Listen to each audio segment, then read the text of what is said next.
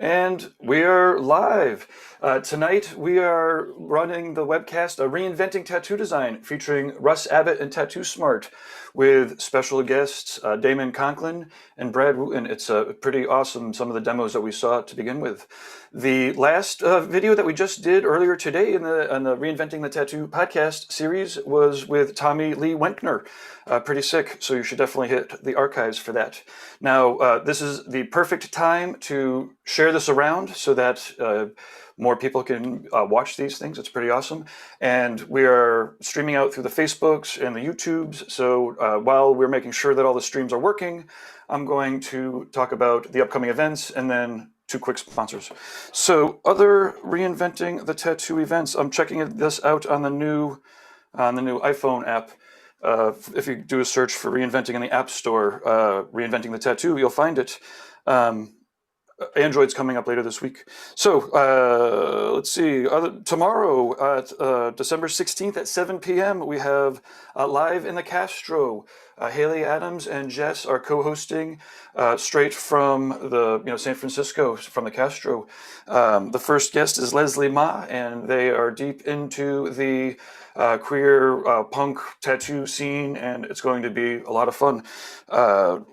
Thursdays at noon, every Thursday at noon, Fawn and Jordan host the Tattoo Collecting Podcast, where it's great for both artists and collectors to learn about just tattoos. It's anywhere between an hour and a half and 2.5 hours, and it's great to put on the background at your tattoo shops.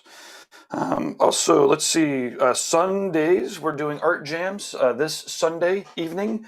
8 or 9, you'll have to check the schedule for the exact time. Nick Baxter is going to be leading an art jam, I believe landscapes, but everyone's always encouraged to check out the descriptions on the events. Also, let's see, what else we have? Monday mornings, we're doing the Reinventing Drawing Group with Jake Meeks at 9 o'clock in the morning.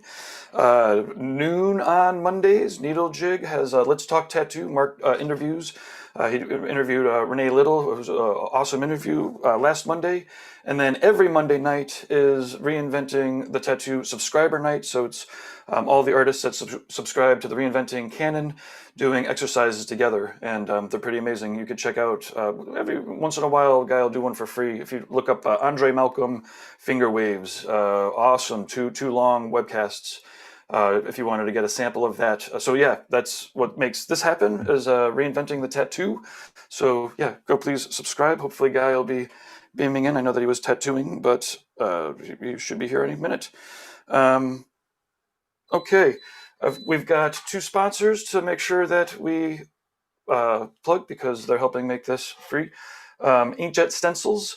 Check it out, inkjetstencils.com, and that's an amazing, you print out your stencil, and yeah, well, check it out. They have some videos, and Andre Malcolm will be doing a demo coming up inside of this app. And then Cheyenne Tattoo Machine Raffle actually is still going on. tattooeducation.com/giveaway. It's a Solterra, I believe, with a grip. It's a tattoo machine with a grip, so it's pretty awesome prize. And even if you've already been vetted on the list, make sure you just fill it all out again so that we know that you're entering in to win the free Cheyenne machine. Okay, so this is, yes, Reinventing the Tattoo Design with Russ, and I'm going to bring his video in. Ask to start video. And, okay, hey, Russ, how goes it? It was awesome. How are you? Okay, I'm fantastic. I'm going to check to make sure that this is now working, and ping Guy to get him to come in. But for right now, the floor is all yours. I might pop in to talk about what's going on in the chat room if I could find a good break. But other than that, I'll be just here to help. Oh, okay, sure. Well, okay. Well, while we're waiting on Guy to show up, I guess I'll just kind of dive in. My background is obviously in tattooing. I've been tattooing since 1998. I got my education in tattooing really from tattooing, and my education in art from tattooing. So, I don't have an art school background. I've just been, very persistent in exploring all aspects of design as it could relate to tattooing. So, around 2016, I was searching for a a place other than my tattoo studio's website to put the products that I was making, because I had things like Illustrative Tattooing Workshop DVD, the Abbott Color Wheel, various products that I was putting out. And the idea for Tattoo Smart was born out of a need to have a place, to put those items. And it was just before the iPad Pro had come out, the Apple Pencil, and I was using a Wacom Cintiq to make all of my tattoo designs, and I was exploring all the possibilities that I could figure out in the digital space for tattoo design. And it's obviously just getting really excited about it all, and just seeing that it was going to represent a shift in the way that I would tattoo and design tattoos in the future, and just recognizing that there was a big wave coming, and I was right, because really soon after we launched Tattoo Smart, the iPad Pro came out, and all of you guys switched to designing your tattoos digitally. Pretty much, it just seems like, over the years, it's been a total shift. There's not very many tattooers left who don't use some kind of digital tools in their design process. But early on, it was just a small community of early adopters. And, I was out there trying to connect with the people that were also interested in this new way of designing tattoos. And a lot of them became the early Tattoo Smart contributors and ambassadors. So that brings us to today. I can safely say Tattoo Smart is the world's leading tattoo design marketplace. We launch products almost every week at a steady pace, and the massive growth has occurred in global users and internationally sourced design content. Tattoo design is truly being reinvented in the digital world. Okay, we now have And Guy. Hello. Hey, holy shit! Sorry about that, man. No sweat. I thought it was an hour from now. Okay. Sorry to interrupt your session. And yeah, man, I was trying to wrap up a tattoo session here, and so I hope that while we're doing the introduction, I can do this last 5 minutes of tattooing. Would that be too disruptive? Not at all. Yeah. Where are we at right now? I've just been kind of jumping in and sharing a little bit about Tattoo Smart's history, getting to the point of, talking about where we're at right now and some of the exciting tools and design processes that we're developing. So Nice. Hey, well, maybe while you're all just getting situated, I could read off some of the comments from the chat room, let you all know who's watching, or some of the people who are watching. for sure. All right. So we've got Derb is in the chat room. He's pretty excited to hear what's going on. Awesome. Hey, Derb. We've got Jason Lesser is here, Bruno, some folks from the Reinventing crew. The Brad Show is here, says, what's up? Melissa Sink is here. And then, there's a whole other crew on Facebook that I haven't gotten to, but I figured, it's pretty fun to hear who's tuning in. Shout out to our regulars. Well, hey, thanks for tuning in.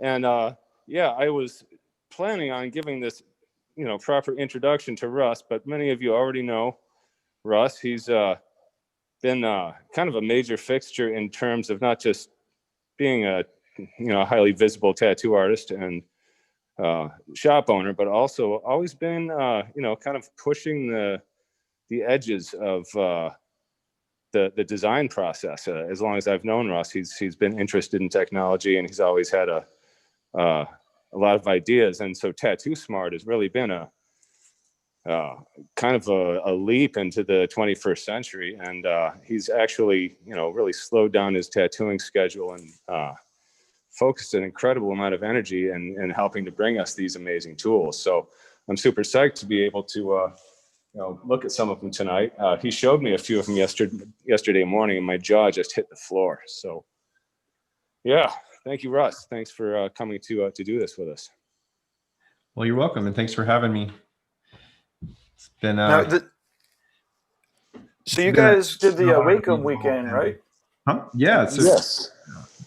Yeah, that goes all the way back to before Tattoo Smart, and also before Reinventing was in a digital form too. I remember during that weekend at Hell City, Guy and I presented 2 days of digital design classes to a room full of artists, and it was truly, you know, the beginning back then. Yeah, it was also before Procreate.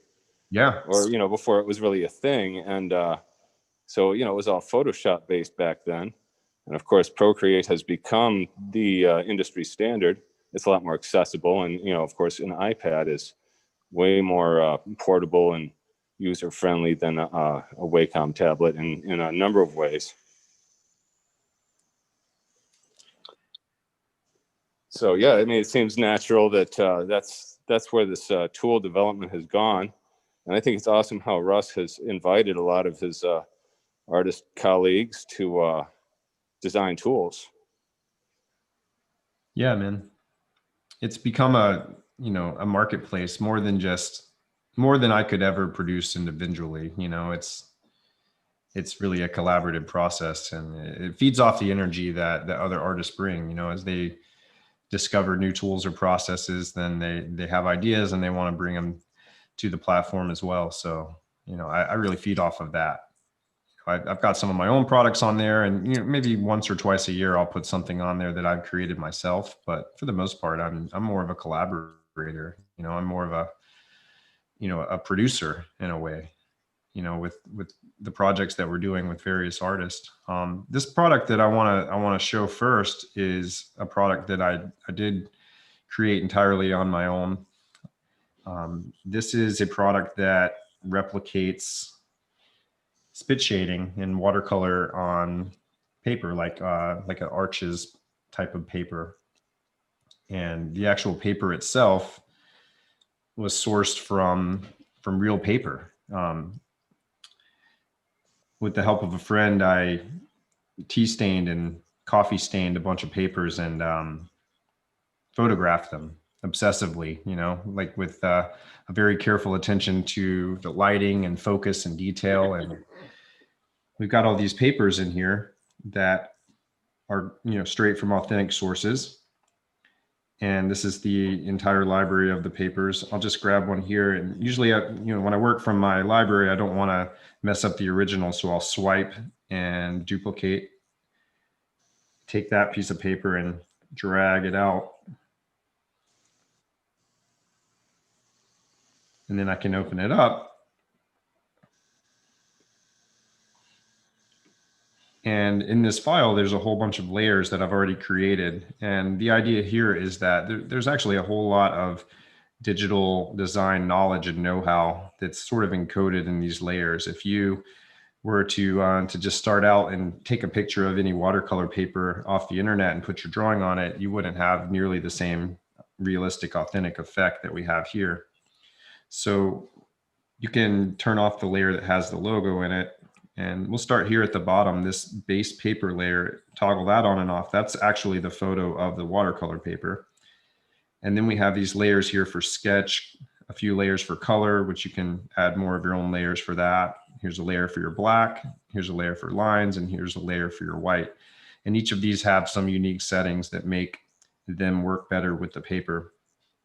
At the very top here is the top texture layer. So once I have some painting on the canvas, I can probably better illustrate what these layers are actually doing. But they, needless to say, they add sort of the glare and the shine and the shadow back into the paper and can sit on top of your artwork and make the whole thing more realistic.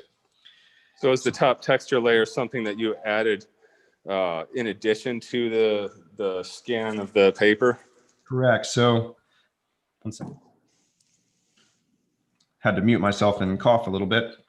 So yeah, the process is, you know, you start with this obsessively photographed and perfected paper, and then I create a monochromatic version and adjust the levels, and then set that layer again on top of everything. It's the exact same stain, exact same texture, so everything lines up. And then that is set to layer mode screen, which I think everything is locked down here. Let me unlock it. So this layer is set to screen here in the layer mode, and then its opacity is pretty low. But if you can turn it all the way up or down, and dial in how much. Basically, this represents the light hitting the paper from the room. So once you have some, say, black paint down, it's not going to be totally solid black because the paint itself would be reflective and it would be catching some light from the room. And that's one of the things that really adds to the realism. So yeah, just to really quickly illustrate how it goes, I'll find some completed. It's not just a texture then, it's actually trying to simulate the way that paper would really behave. Exactly. Yeah. It's the bottom layer is the photo of the paper, and the top layers are creating the shine and the shadow of the paper and sitting on top of your painting. So here's a illustration I did for a tattoo, and got quite a few layers here, but I'll try to narrow it down.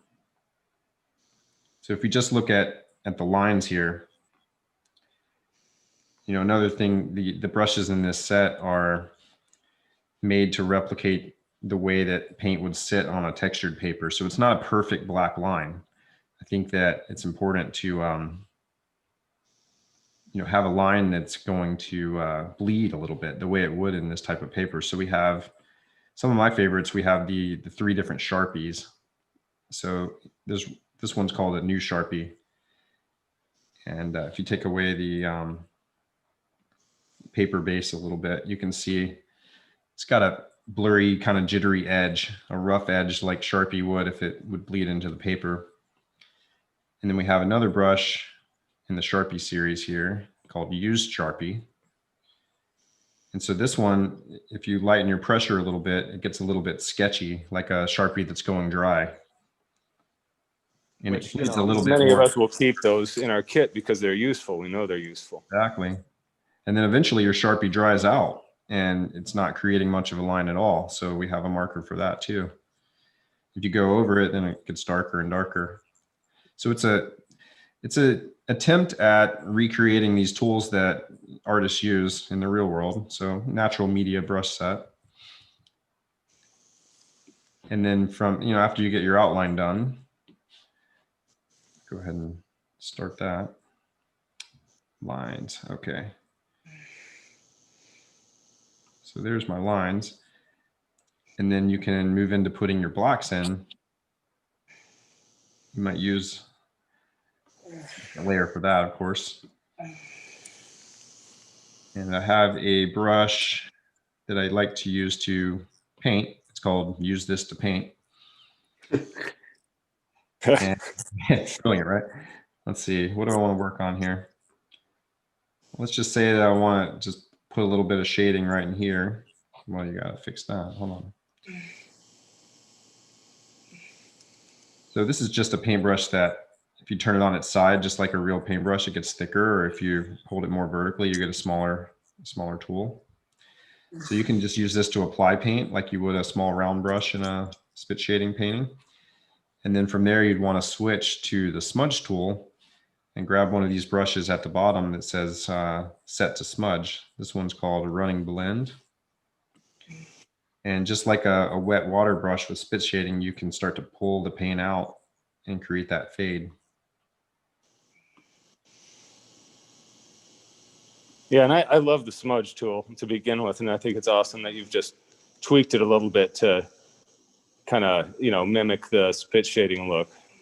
Yeah, it's all in the settings. I mean, there's the actual texture of the paper is in these brushes. So even when you take away all of the actual paper texture, you know, there's still a lot going on in the brush itself.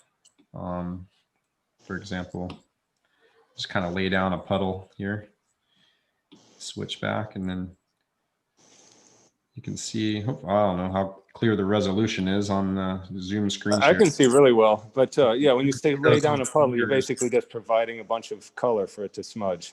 Mm-hmm. And you can cut back into it too. You can push back in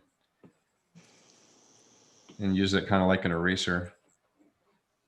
So yeah, this is super fun to play with. It's really intuitive. And it never shreds the paper. Hmm? It never shreds the paper. No, it never does that, no. And when you get into adding your colors in, it's really interesting the way that, you know, colors will sit on top of this paper, it's, you know, it's not going to be as bright. Like, it's going to let you see the color because of the way the settings are. Like, these color layers have, they're set to darken layer mode rather than normal or multiply. I think multiply works pretty good, but darker works a little bit better on the tinted papers. But, you know, it just lets you see the colors the way that they should look as they sit on top of that stained paper, because these are replicating transparent watercolor paintings. So, yeah, what exactly does darken layer mode do differently from regular layer mode? Well, if it was regular layer mode, I guess I can just illustrate it quickly by switching it. Let me unlock it. So regular normal layer mode, just kind of focus on the color here. So looking at the yellow eyes here, normal mode, it's very opaque, and especially when I take the paper texture off. So now you can see very opaque. But with darken, it's more transparent. It's letting that texture come through naturally. And how is that different from just simply setting the brush to a lighter opacity?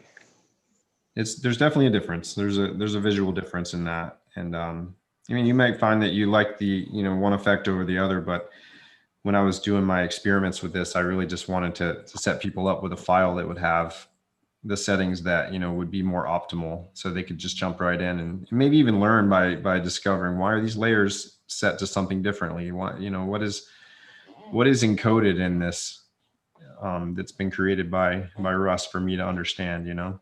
Yeah, well, I'm sure that you tried everything and arrived at that because it looked the best. I'm always curious to know what the particular different modes and filters specifically do. Sure. You know, like on Photoshop, you know, when I use darken mode in Photoshop, I have an opaque layer. It makes all the lighter tones transparent and invisible. And, you know, just the dark values remain. And sometimes that's very handy because it disappears just the right stuff. Yeah, I think that's right. And I mean, these layer modes are all stolen from Photoshop. So, you know, Okay. It probably behaves the exact same way, more or less, that it would in Photoshop. Gotcha. Yeah, I think it's cumbersome to try to remember what every mode does. The nice thing is that you can literally just cycle through them really quickly and see what they do. Yeah. And just decide what you think looks right. So I kind of rely more on that than understanding exactly what it's doing. But yeah, that's the spit shade set. There's a lot to discover in there. There's a brush called Magic Spit Shader that everyone seems to really like, and it's one that doesn't require the smudge tool. You can do it all with one brush. So, you know, just a light touch will. I see nothing happening. You gotta have a layer. Let's do a layer here. Hey, can I sit up for a minute? So this one, it will lay down that wash if you have the brush on its side with light pressure. And then if you start to press harder, you can get all the way to full black, and it gives you that soft edge on it without, you can't really get, you know, precise. You can make the brush smaller, and then, you know, you're still gonna, it's not great for getting into small areas, but if you find a place where it opens up, this thing will really move fast. And, you know, honestly, that's the way it is with any brush. You know, it's not going to be great for all areas. You're always going to have to, you know, go to smaller and larger brushes for certain parts of the design. But that looks really versatile. I like the way that it mimics the watercolor.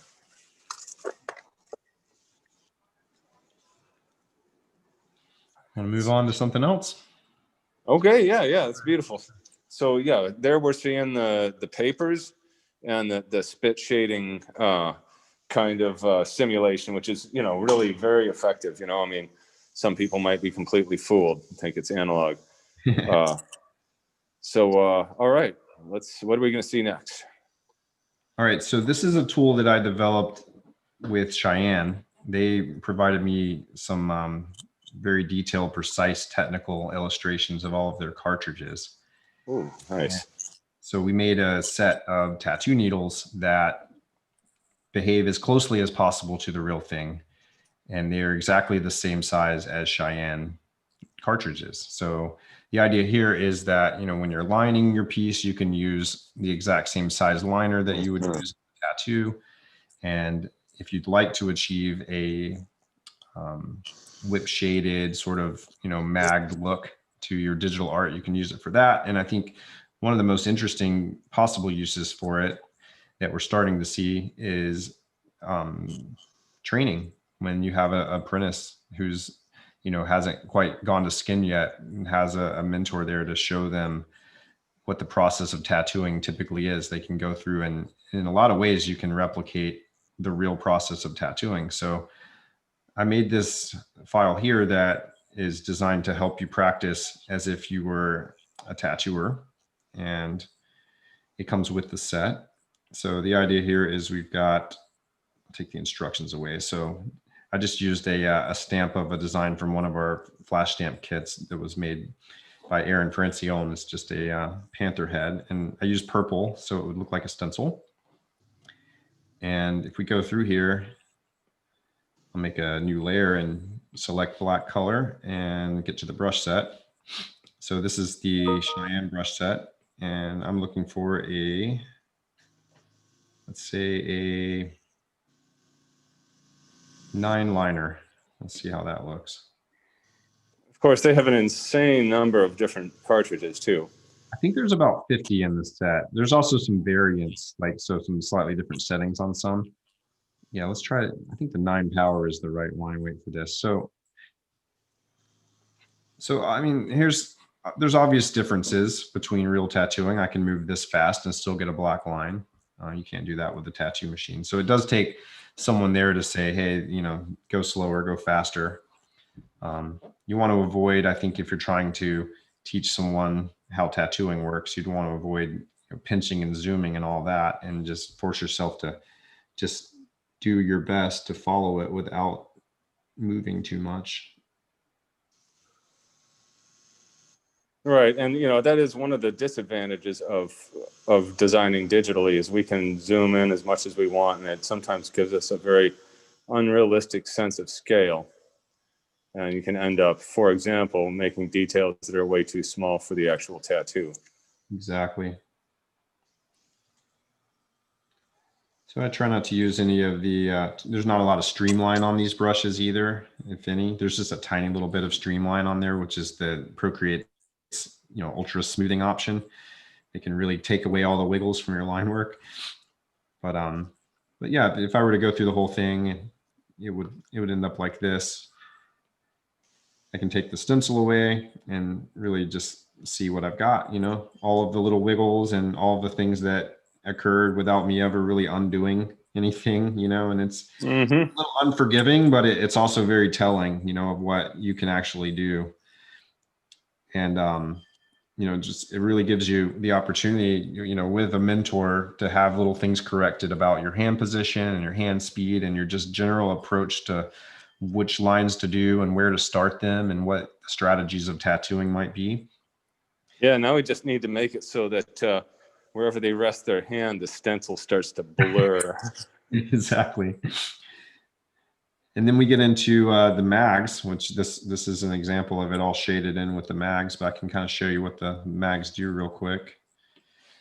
This is where people get a little bit tripped up and they think that the brush set's not working. So I'll take a moment to kind of explain. Here's a 9 Magnum. So it is responsive to the direction. Like, if you hold your Apple Pencil at the maybe similar angle that you might use for tattooing, and you just start making little circles. I've got it zoomed in now, so it looks unrealistically big. But yeah, that's a little bit closer to reality. So yeah, I'm just making my little circles like I would if I was filling in solid color. And if I blow it up a little bit, you can see, there's a lot of grit in that. Yeah, like pepper shading. It's very, very peppery, but the way that these were made, if you have a lighter touch, there's actually some magic happening in the source material to where a lighter touch will create a finer, smaller dot, like a lighter, as if you're not letting the needle go in all the way and you're just My hand pressure is way light right now. You can't really tell, but you can see here the difference. So it's a very long taper needle, and you're able to use Precise. pressure to regulate the size of the hole. Exactly. So, you know, here's a heavy pressure and next to that light pressure, and you can really see the variation that you can achieve with these. And like that pendulum smooth shading that people do for ultra smooth black and gray, you can learn to do that with these as well. So I'll grab like a 13 mag soft edge and just use that same pendulum motion with that lighter touch. Okay. And I'll switch my direction.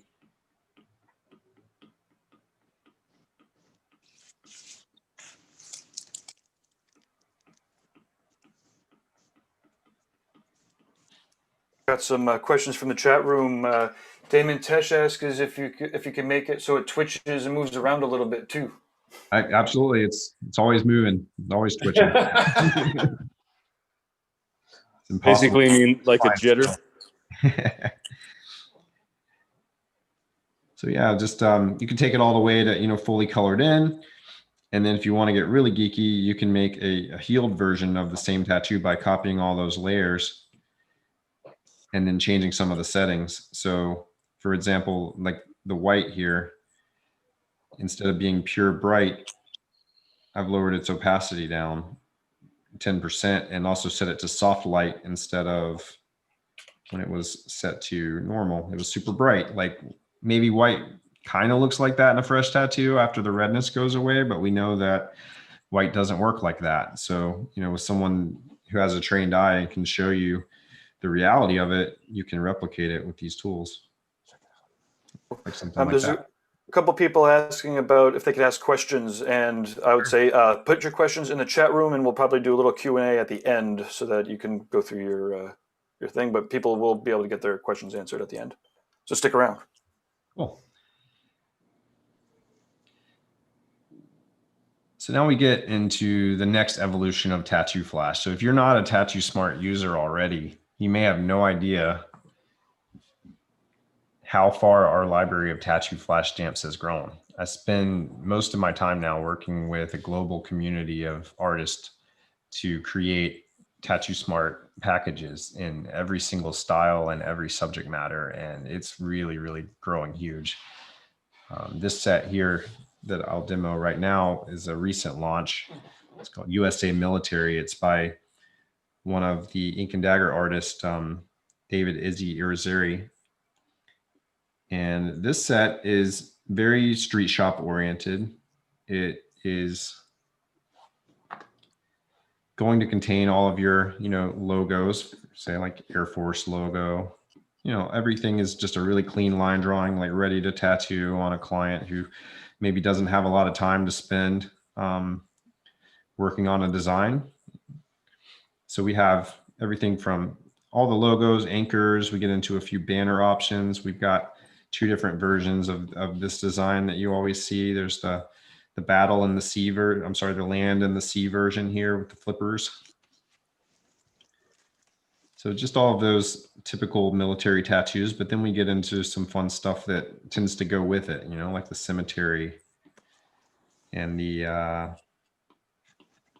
bullet hole, right? So it's really interesting to see what happens when an artist who's very versed in a specific style or genre just sits down and has to think about how to have 100 different designs that all kind of go together as a set. It's interesting from, I think, from the tattooer's perspective, but it's also really interesting to think about what it would be like to show a client something like this. You know, when someone comes in, they're like, I want something, I'm a Marine, you know, I kind of just, everything I ever see is the same. You can pull this open and let them see that there's an entire range of things that, you know, maybe the tattooer would know about, but they wouldn't think of in the moment. But just having these visual cues, just like the old days of Tattoo Flash, but now it's, you know, more of a guided tour that's presented to you, you know, by the artist, and it has a huge, basically infinite range by the time this is all, you know, much more complete. And I think we're getting there now. It's getting really, really extensive.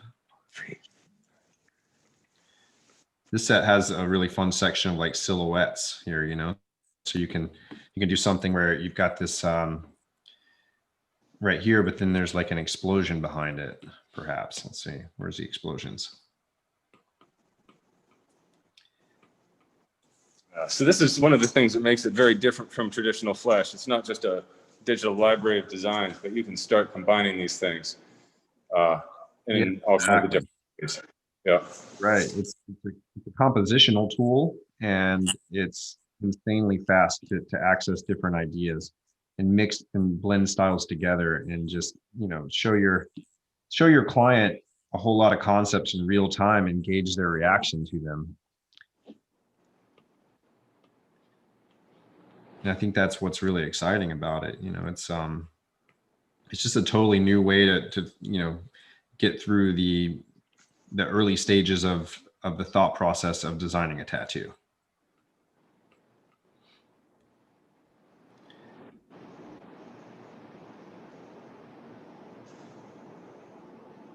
And then we have some sets that are more like interactive design kits. Many of our Procreate brush sets are interactive, interchangeable, adaptable, and quickly accessible for iterating on concepts while your client gives direct feedback. You know, we've got, for example, this watch and compass kit that was made by Matt Bromolo. This has been one of the most popular things that we've put out there. I think that this is one of those that's really easy for people to get into, because we, you know, we've all got this request in our shop constantly, and we're all tired of, you know, seeing the exact same reference photo traced over and over again. So what this does is it lets you grab a watch and then pick your style of hands. Of course, every customer wants it at a different time, right? So you can pop your watch hand on there and then manipulate it into place. And if you're really, really technical, you can get into a little bit of distort here, so you can make it fit just right. Yep, kind of mimic the perspective of the watch face. Yep. Exactly, yeah. So that's where it gets really interesting. Maybe something like that. I'd have to mess with it a little bit more to be happy with it, but then we get it down. Well, if you could match the circular center of it to the ellipse of the watch, if they're the same shape, then the hand would be the right distortion too. Sure. Yeah, exactly. Yeah, there's some tricks. I didn't use the trick this time, but yeah, there's definitely some good strategies for that. That's like the subject of a whole other episode, I think. But there's a whole chain section you can choose from. Play around with different combinations of these things. So this is an example of a more kind of interactive kit where you're messing with a set of parts that are meant to kind of go together. And yeah, you could erase out the part that's going behind the watch and then have just the very end of it come back in front of it. Exactly.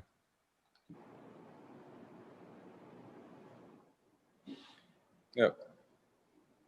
You get it?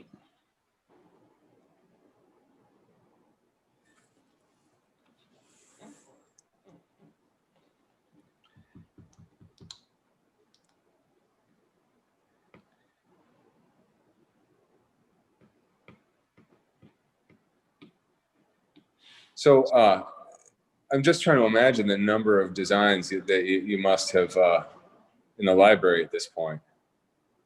Definitely in the thousands. I don't have an exact number for you, but like I said, it's a new set of 100 almost every week. So it's growing quickly. It's becoming, you know, like it's becoming difficult to have them all, you know, on my iPad, you know, because it's like it's a lot of scrolling, looking for stuff. So you have to start to get a little smart about keeping, you know, a library up at the top of all of your favorite brushes that you want to access all the time, so you're not having to hunt for them too much. Yep.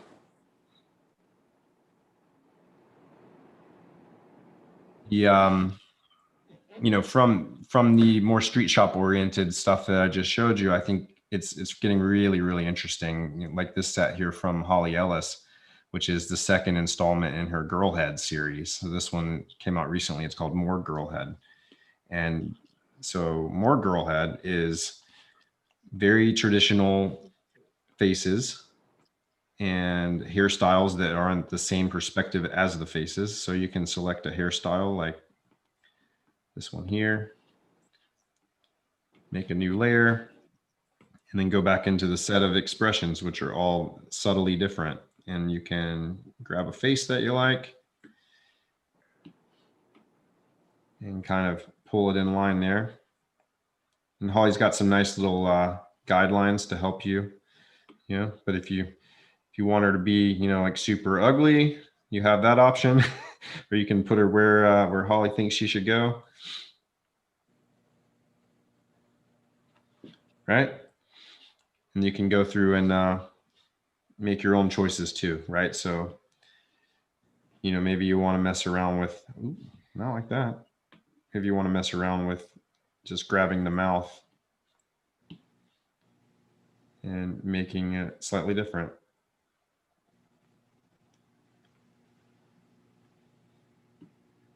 And this is a whole kit. And it actually goes with her original set too. So between the two sets, there's quite a few different options, a whole lot of jewelry, little bits here. You know, here's a nice earring that might work. Let's try that. Ooh, I like that. Let's go uniform.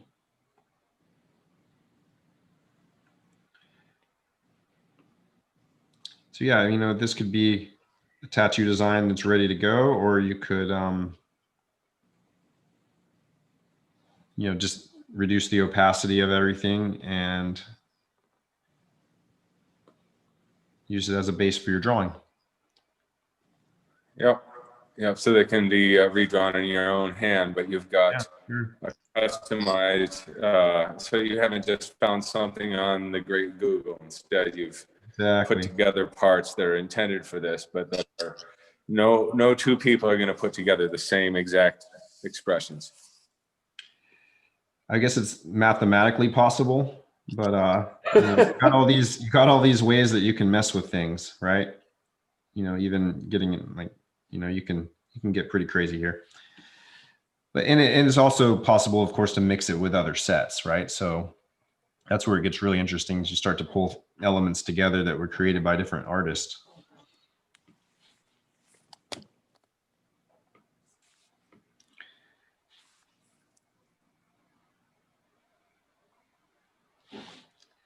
I want to talk about one more here before we move on from these and start to bring in our guests. This was made by Fran Rocca in Brazil. And I actually met Fran at a convention in Moscow. She was traveling the other side of the world just like me, and we spent some time getting to know each other there. And I just absolutely love the sort of Mindy inspired ornamental work that she does. And, you know, coming from Brazil, it's not exactly, you know, like the cultural center of that type of work, but, you know, she's taken the freedom to borrow ornamental traditions from different places. So it's not just strictly, you know, one culture's ornamental, but she's got a nice mix of it. And we worked together to make this set. And, you know, of course, it's got some beautiful, you know, ready to go. Let me make it a little darker. Mandalas.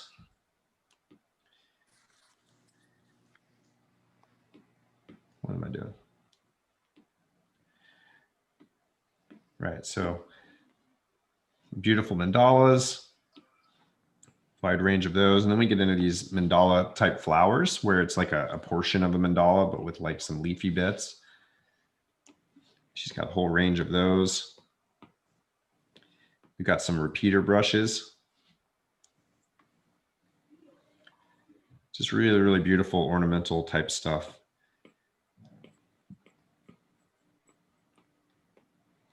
And this kind of stuff is so popular these days, right? But not everybody is well versed in it or knows you know, what kind of designs work well together. So having this set from Fran really kind of give you superpowers in a way, right? You know, just give you the ability to access a style that you haven't had the time to study. You know, when you've got a client looking for a tattoo and you're in that moment where you have to perform and you need something to look at and get inspired from. And you don't want to copy somebody else's tattoo. And yeah, you're not copying anyone else's tattoo here. This stuff is free to use as Flash if you want. You don't have to feel guilty about it. You know, it's just, you know, a way that you can freely design tattoos that have an authentic look. And it's a way that you can kind of start your own exploration of a genre, you know, just like with a reference book, just like with a Flash set.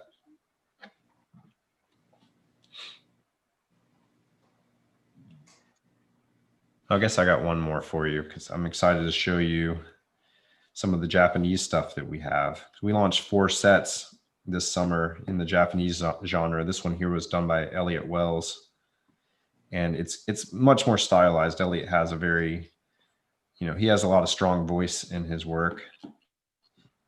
Yeah, it works with jazz, right? He did at one point. I don't think he does now. Yeah, I believe I'm familiar with his work. Really, really nice snakes in it. Just really, really great library of snakes, flowers, skulls, some masks. It's just kind of got a whole like snake head kit here. Lots of options, lots of things to play with, some really stylized Hanyas.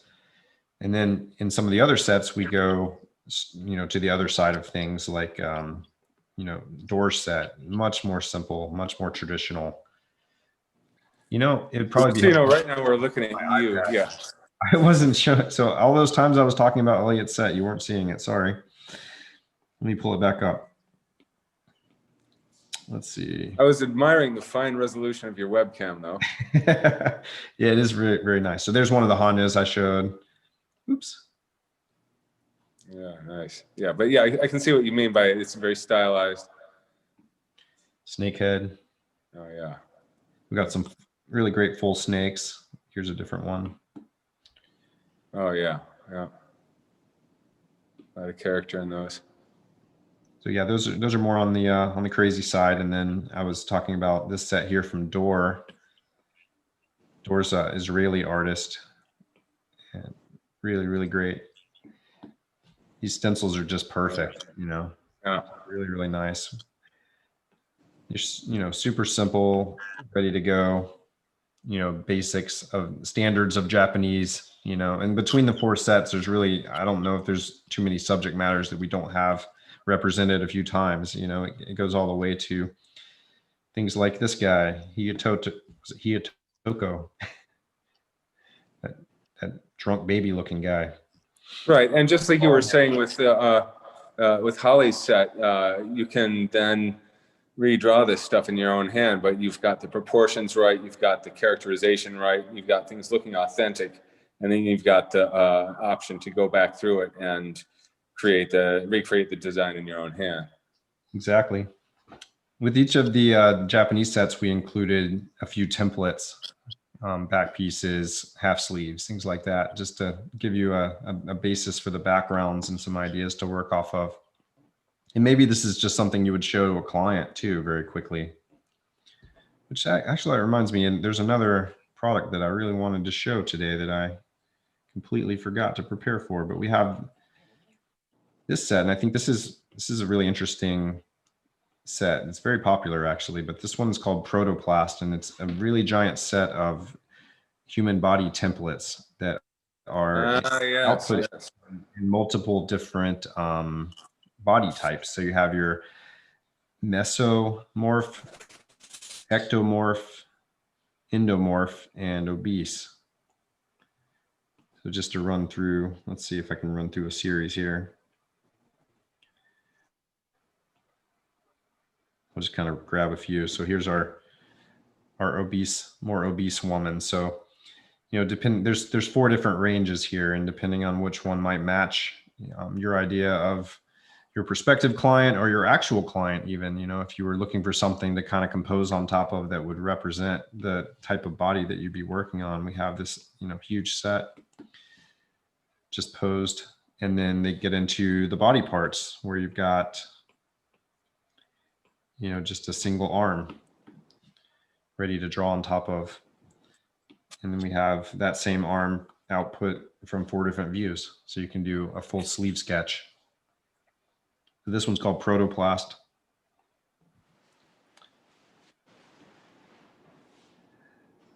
There's so much more. I mean, I could go all night, but I think that maybe we should go ahead and bring in Damon Conklin. What do you think? Sounds good to me. Yeah. This is it's a lot to take in, but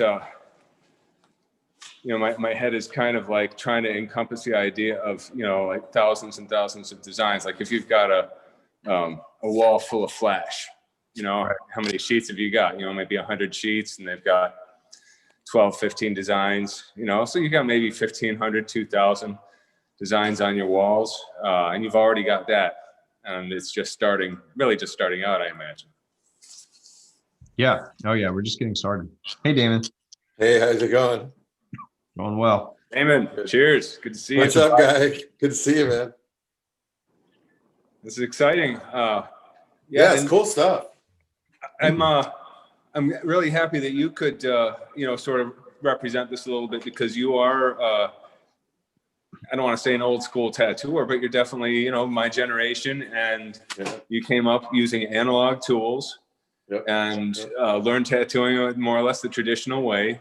And yet you have fully embraced the digital world because of the clear advantages. And I was hoping maybe you could first just let us know what to you some of those advantages are. Well, man, there's tons of advantages. First of all, I mean, I was always kind of knew the computer revolution was coming to tattooing. I'm going to take these headphones off because it sounds weird with them on for some reason. We'll see how that goes. Let me know if that causes any problems. Does that cause any weirdness?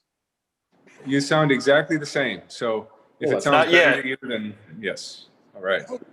Okay, so yeah, I used to make video game graphics for a living way back, like in the early 90s. So I'm not completely separated from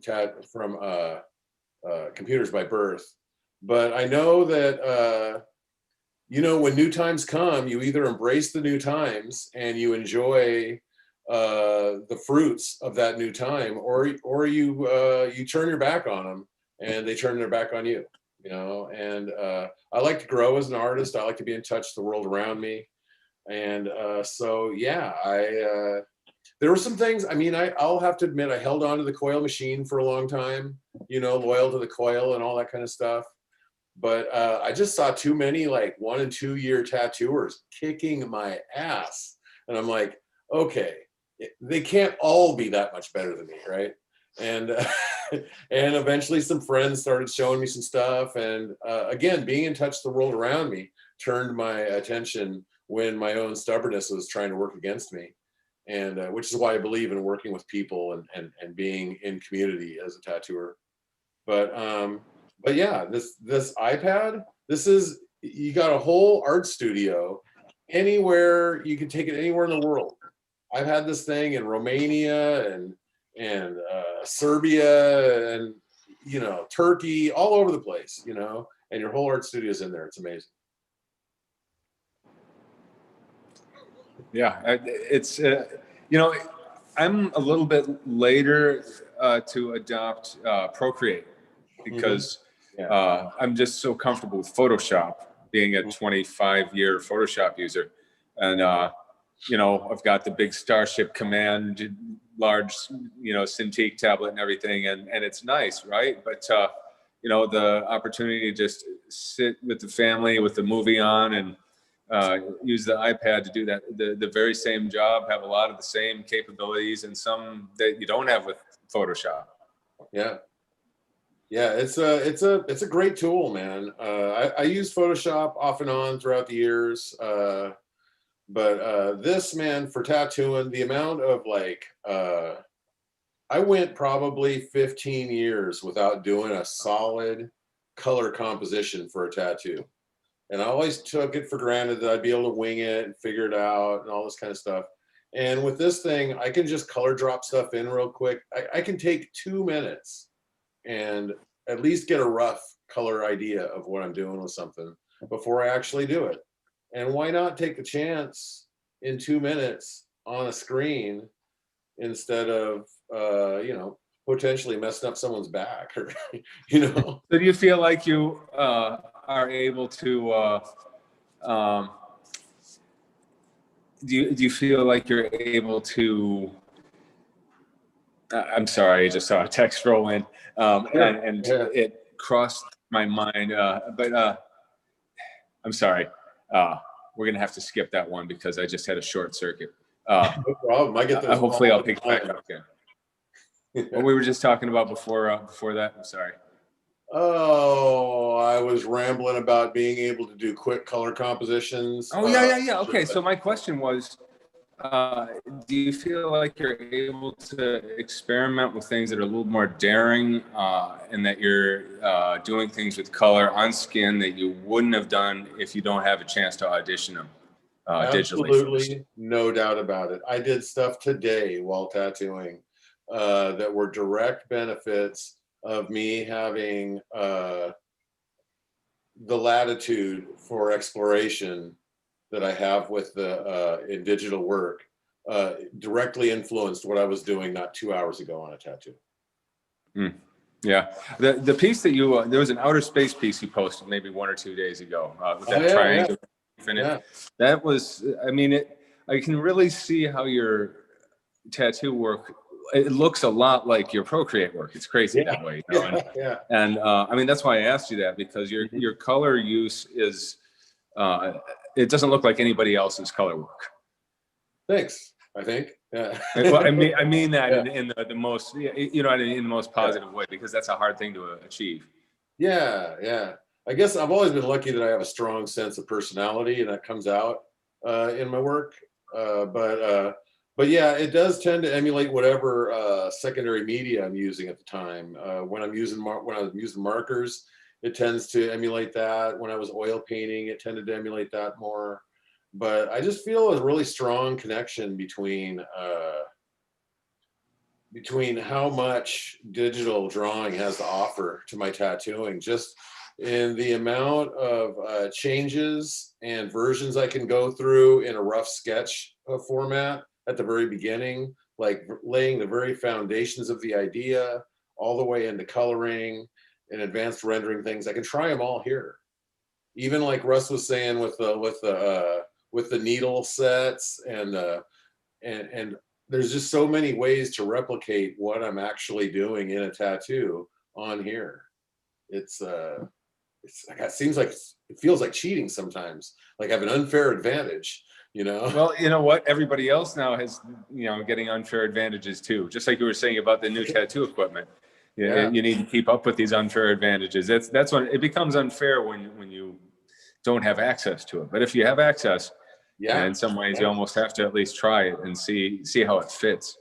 Yeah. So then at some point you went from being just a Procreate user to creating designs for others. You've done quite a bit of that, right? Yeah. You've known me a while, Guy, and I tend to dive head over heels into things. One day I'm like, oh, screw that, I'm never going to use that. The next day I'm like, oh, I just discovered this thing, it's really cool. And then 8 months later I'm teaching a class on it. But I don't know. I fell in love with it, and I like to do as much as I can with it. And then when the benefit of being a person that dives into things is to be able to share that.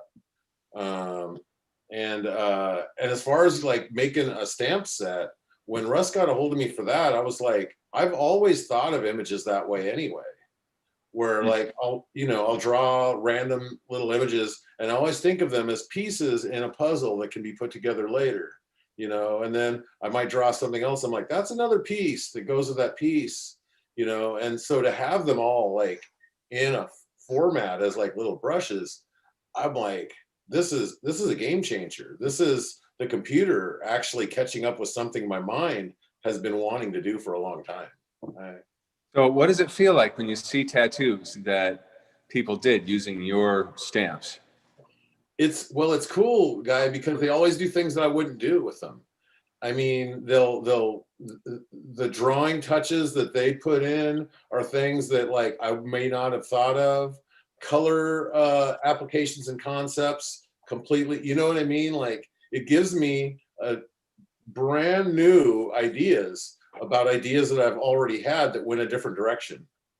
It would be like being at the center of the time multiverse control box and being able to back up and go see alternate versions of yourself. You know, like I'm a sci-fi guy, so that kind of stuff always really, you know, like it feels like I'm manipulating the timeline when I see someone else's version of this idea. It's cool. Alternate reality. Yeah, it's alternate realities, man. I love it. Nice.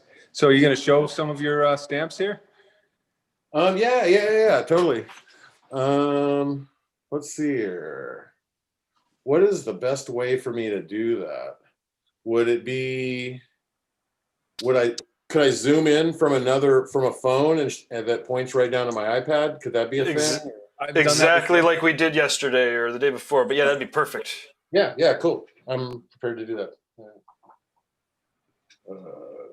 Cool. While you're doing that, I'll read from the chat room here. We've got Inky Metal says, thanks a lot. Very interesting demonstration of the software.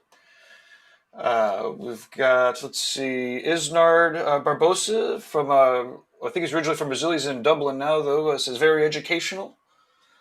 That guy's a badass. I love his work. He is a badass. Agreed wholeheartedly. I almost fanboyed out on him on the Facebook. Joe Capobianco says, very unique style. I think that was when you were showing off, when Russ was showing off the Elliott set. We've got, actually a couple questions maybe for Russ. Oh, I guess we'll do questions about the Cheyenne set at the end. Okay. Let's see. Steffi says, hello from Germany. And then we've got Christian España from Spain. Old World looks super good when you select the obese one for one of your clients. LOL. Oh, I don't know. I forgot where that was from. And then let's see. We've got Stacy Simmons. They still use Photoshop. Still finds it easier than Procreate. Maybe the transition was a little bit of a leap still. Here's a question. From Mauricio. I think I got that. Okay, hi guys. What's the right resolution for the canvas to have an accurate results when using the Cheyenne brushes? Damon, there's a question, and then I'll let Damon get set up. It's 300 DPI canvas size that we want to have for the Cheyenne brushes to be the accurate size. All right. Well, let's see. We're rolling. I'm just over here on design made with Damon's set here. So I composed this skull with a rose and a rosebud. And so I think there's 5 different Damon stamps in this piece. And that took you 2 or 3 minutes to put together? Yeah, I put it together while you guys were chatting. And I've already started kind of doing a value study on the skull. Starting to have some fun just using the Magic Spit Shader brush. Funny enough, I was playing with Brad's set, which I think we're going to be talking about later, and I threw in just a simple heart stamp of mine, and then just started coloring and going off. So there's a picture of that. Oh wow, cool. I guess we can. Let me. Damon, before we get too much farther, the camera that's on your iPad, could you change it so that it's the horizontal way, or? Well, let's see. I don't know. Yeah, perfect. Okay. Oh, it was good. Yeah, I don't know. This may or may not end up happening. That's great. That's great. Did perfect. It say? Okay, cool. Is there a way to get closer though? Right now your iPad fills roughly half the screen. Let's see.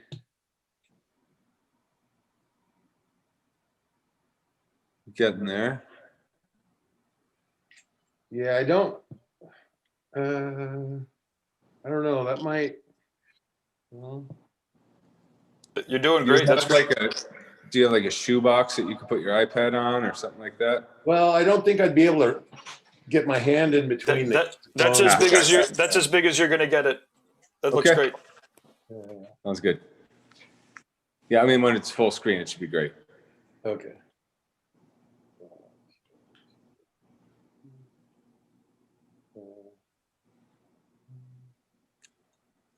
All right, so Gabe, now on the main screen, I'm just seeing, I don't know if that's what the audience is seeing right now. No, everyone controls their own video. I'm gonna close the two cameras though, so just the two iPads drawing are gonna be what's up. Okay.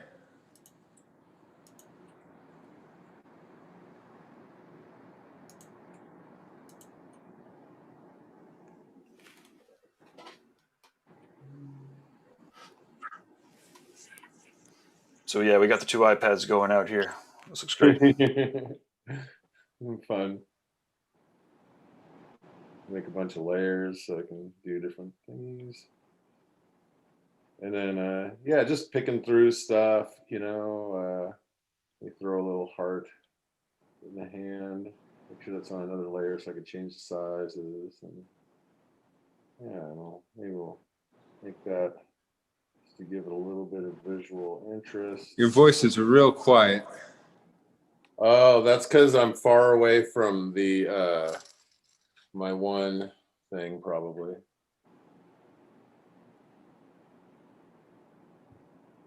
I wonder how much closer I can get. Let's see here. I don't know if that helps any.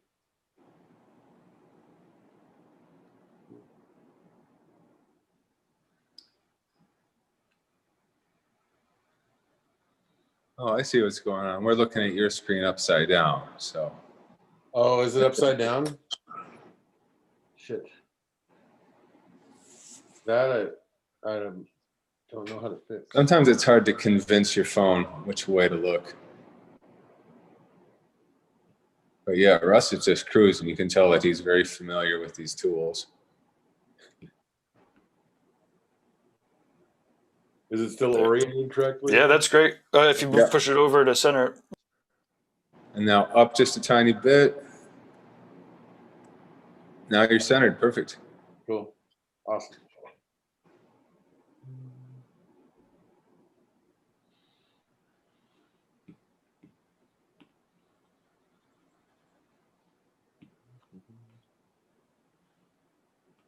So do you ever find that clients expect, like once you start showing them color renderings and things like that, that becomes sort of an expectation? Do you often keep these more or less just to yourself, or only let them see when it's time to start tattooing? I like to keep the magic behind the curtain as much as possible. Yeah. If your color rendering isn't really that good, if it's more of something that you just did for your own information to help you as a value study, I think it's dangerous to show it to the client, because if it's right on the edge of, Yeah. you know, Right. where they would assume that this is what the tattoo is going to look like, then they can get really spooked by that. So it might not be a bad idea to kind of, you know, pull that back and keep it for yourself, or you know, just I guess, you know, give them enough confidence by showing them your more completed work, so they'll know the difference between the sketch that you did and what their tattoo is going to look like.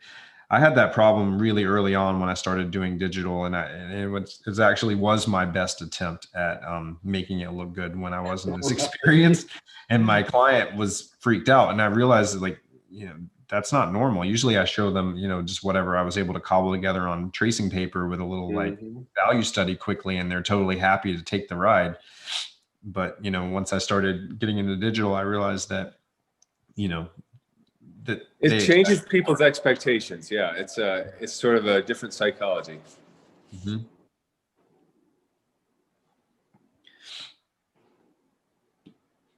So yeah, it looks like Damon's got what, 4 different elements put together there.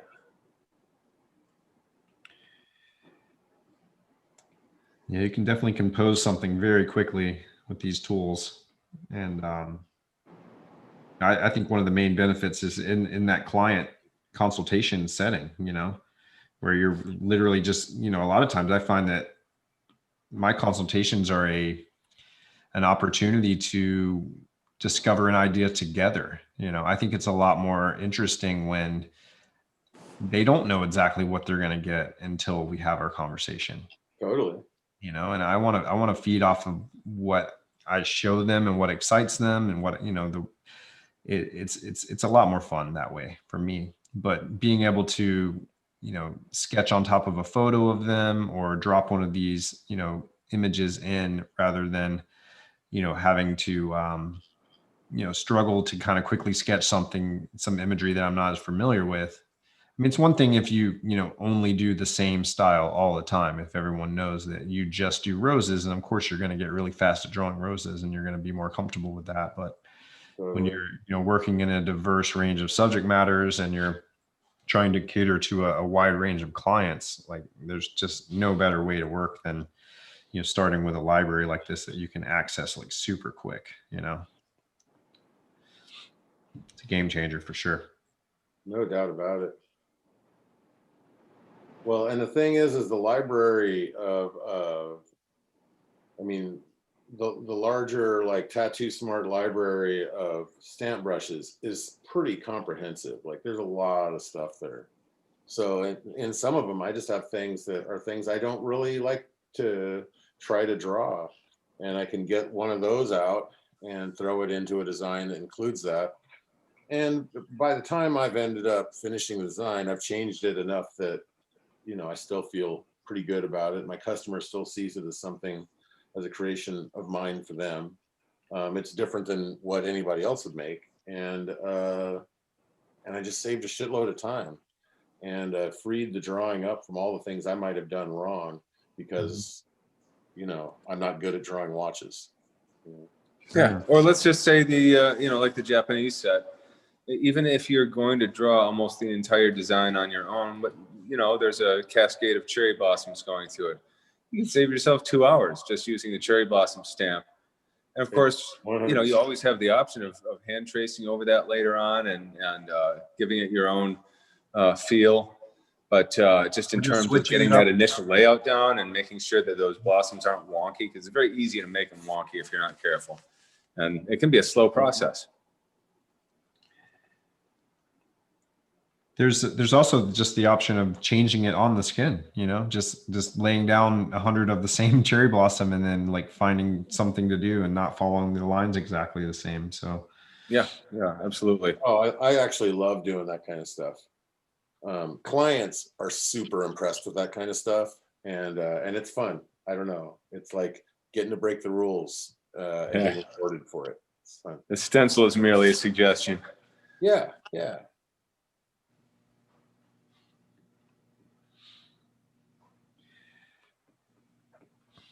So let's say I didn't get to see the digital rendering that you did for that outer space piece that you posted the other day, but I imagine you did a full color rendering of that one.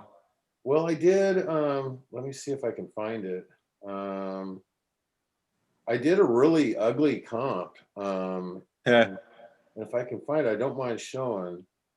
Yeah, I was just, it's funny because I was looking at it today and I don't know where I put it. It's kind of funny because sometimes when you do a color rendering, you see, okay, this is exactly how I'm not going to do it. So it's just, so I don't know if you can see that very well, but it's just, but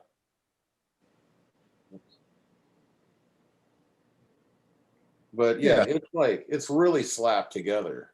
And I don't know if I'd feel super comfortable showing just every client that.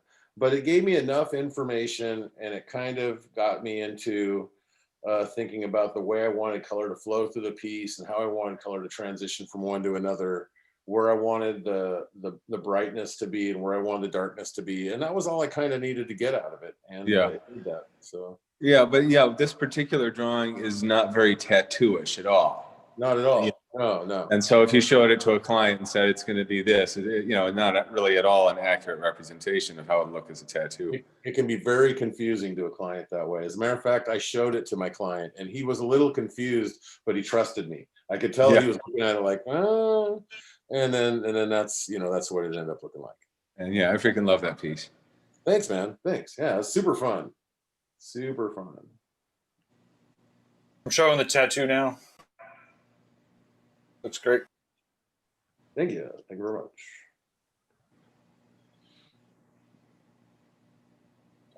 And so, yeah, that's coming together nice too. And so you've got all of like 7 minutes in that or something like that. Yeah. Yeah, it doesn't take long.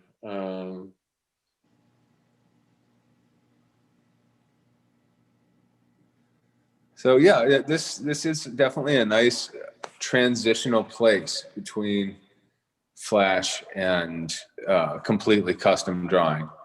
And whether it's because you're still developing your own drawing style and you're trying to make better tattoos than you're currently able to draw, or if you're just wanting to expedite your workflow and find ways of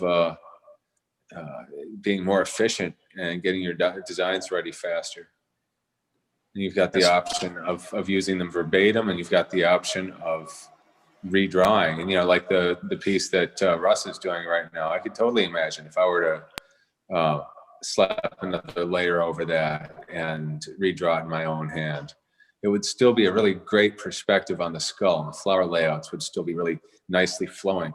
But coming from my own hand, it would still look like my own drawing.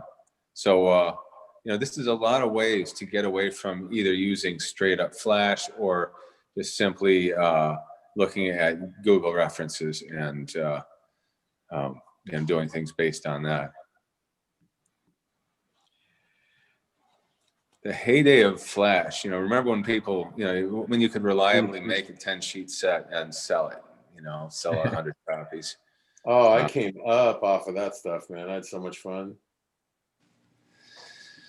Yeah. How many sets did you do, Damon? Somewhere around 13 or. Wow. Well, and the thing is I also thought of it like a graffiti artist. Like when I sell these sets, I'm getting up on walls. You know what I mean? And and what's rad is later on in my career, long after I'd wasted any money I made off of that stuff, I would still run into people and I'd be like, "Oh my God, your work is really sick, man. You're selling that book. That's dope." And someone like Mike DeVries would be like, "Dude, I came up doing your Flash. Here, have one." And I'm like, "Oh my God," and you end up making a friend, and all because of a connection of a thing on a wall that, just a wacky little drawing on a page of wacky little drawings. Well, that was a different era, having Flash on the walls, and now we're in this era. And if you were to draw a set of Flash of 10 sheets on paper and try to sell them at conventions, I don't know how that would do these days. Not well. Most likely. Some shops probably still have designs on the walls, and some of them might still buy it. But I mean, it's funny, man, because I had a young guy, guest artist, this kid whose name is Flash, ironically, and he was. We were talking about how a lot of the younger generation of these kids love to draw Flash and paint Flash, and they're not doing it because they're going to make money. They just love the history of tattooing, and they love to trade these paintings that they do with each other, and it's just fun, and I'm like, oh man, getting to work with some young people and to relight that fire of the fun of it all is such a cool thing to be able to do. Well, I just remember that when I was apprenticing, it was expected that I was going to do 10 sheets of Flash, like in the first month. Yeah.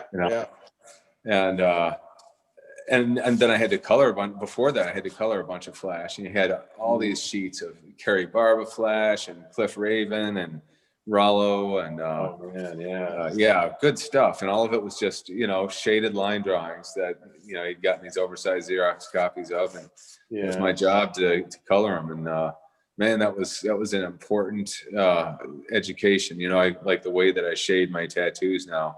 Really, I picked up a lot of that from that Cliff Raven set. Yeah, I bet.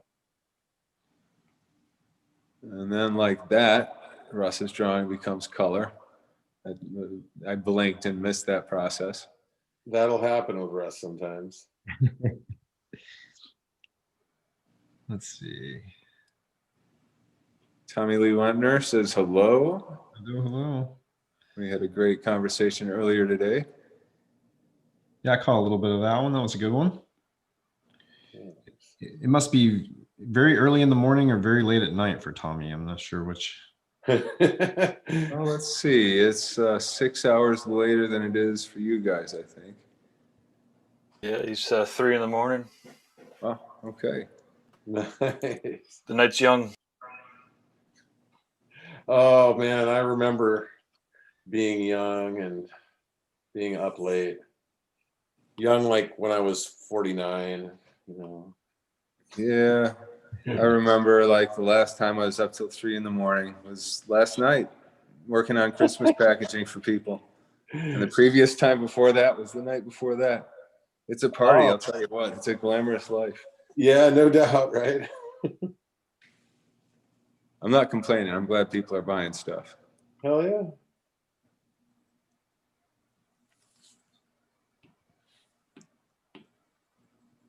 So yeah, Russ is really getting in some color gradients and so Russ, can you explain how you're able to color that without obscuring the outline?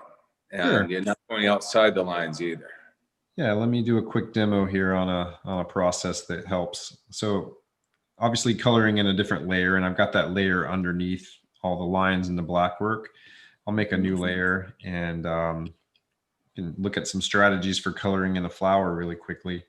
So one thing you can do is just flat fill. Just pick something that's in the neighborhood of the color that you think you want to be in. So like I'll just grab this random red color, and you can just drop colors into things on Procreate. And I have to mention my lines, I set these to reference, which you do by selecting your line layer, tapping it, and hitting the word reference.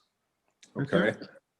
So it's set to reference, which means when I use any of some of the other tools like this color drop feature, it knows to look at the line layer to see the edge. So I can be on a totally different layer and I can just drop a color in. Okay, so by setting it to reference, it will continue to influence any other layers as long as they're inside that rose.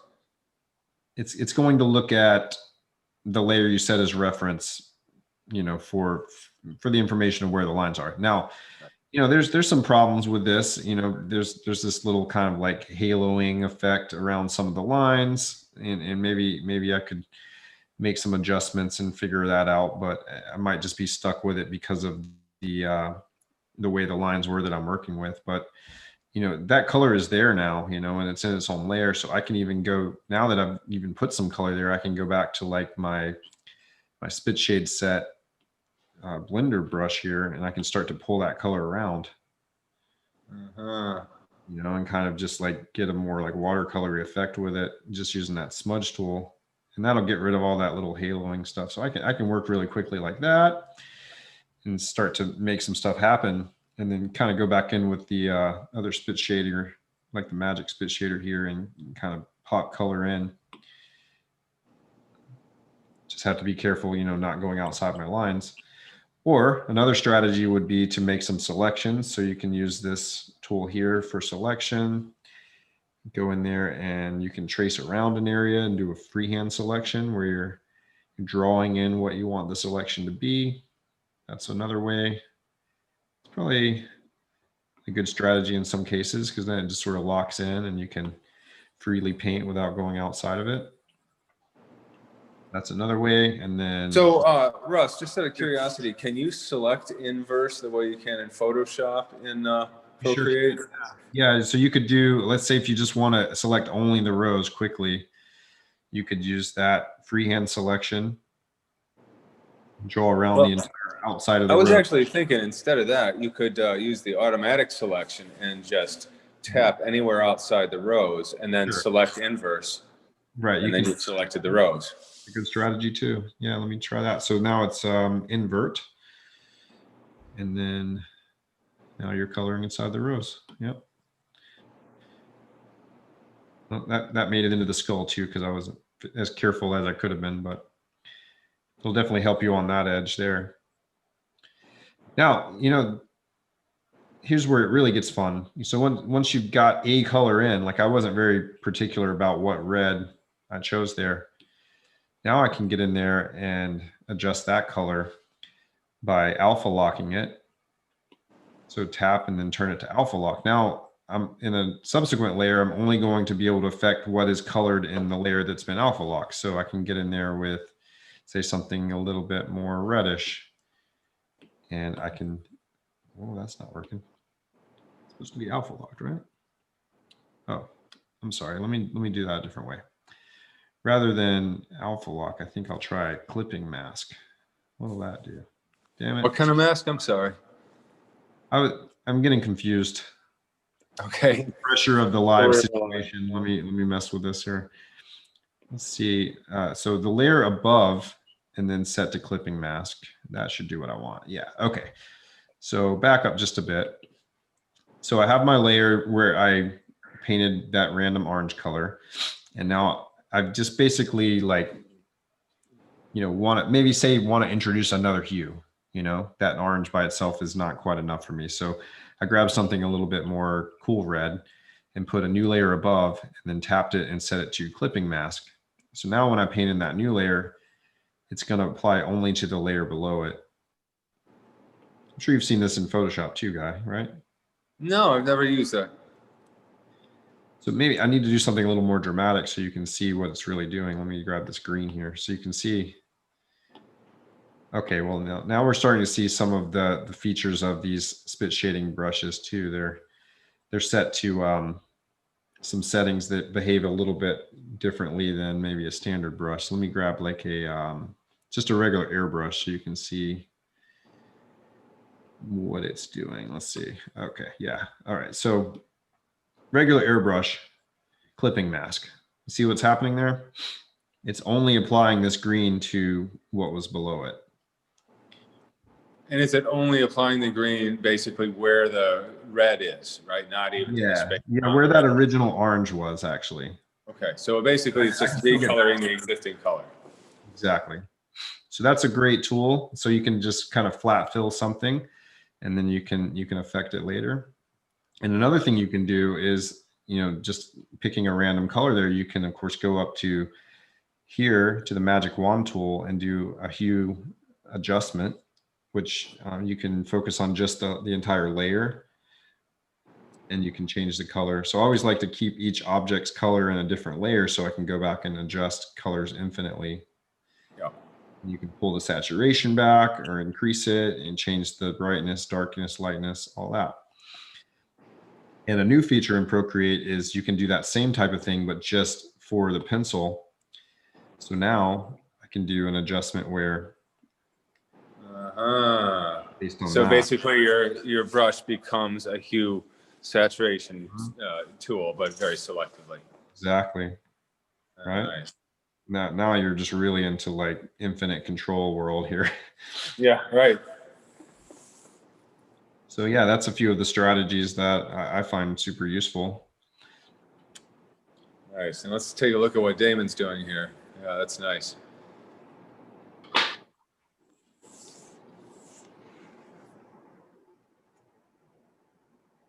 Yeah, starting to get some nice shine in there. Got a drop shadow going. And I see that you've also gone through a couple different color variations. Oh yeah. And you're probably, what, 15 minutes tops into this? Sure. Yeah, you get to adjust the shadow.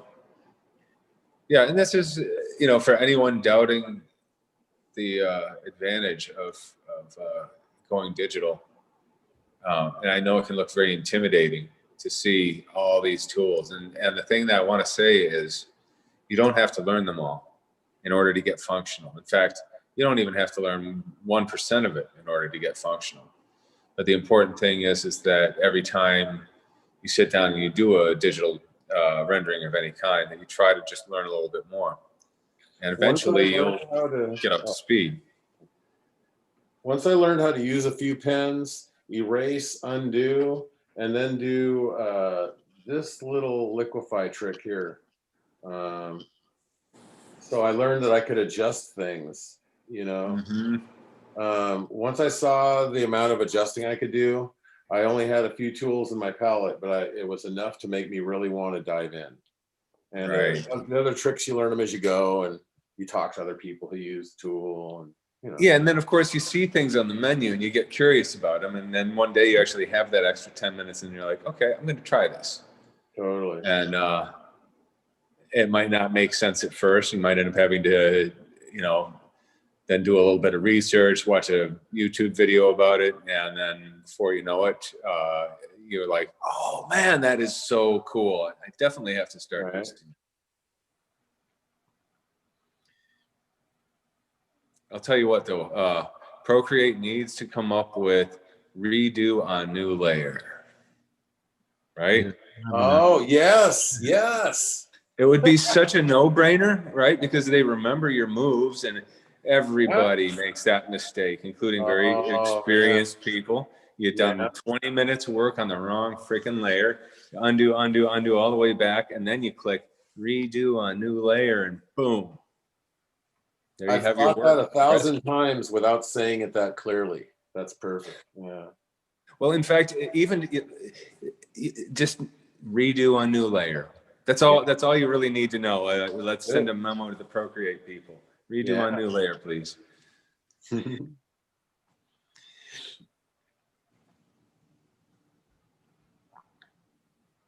And I take it you always make a point of keeping your line drawing on its own layer. Then, of course, you have real easy stencil art that's ready to go. Yeah, and usually I'll actually make a second copy of the line work because there is no redo on new layer. That way, when I filled in for 20 or 30 minutes on my line work layer when I didn't mean to, I still have an extra line work layer sitting around. Right. Yep. What do we say? We get Brad Wooten in here. Yeah. I'd love to see what Brad has to say about his tools. And Russ gave me a little bit of a peek into some of them, and some of it's jaw dropping. And since then, I've had some kind of cool ideas about them, and I'm looking forward to trying it out.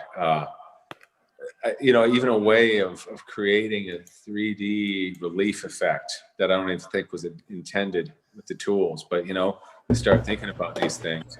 Right. Okay, so real quick, Brad's coming in. Make sure that there's no, if you're not playing it in the background, if there's any echo, we'll deal with it real quick. But Brad, if you're watching in the background, you're gonna want to shut it off. Cool.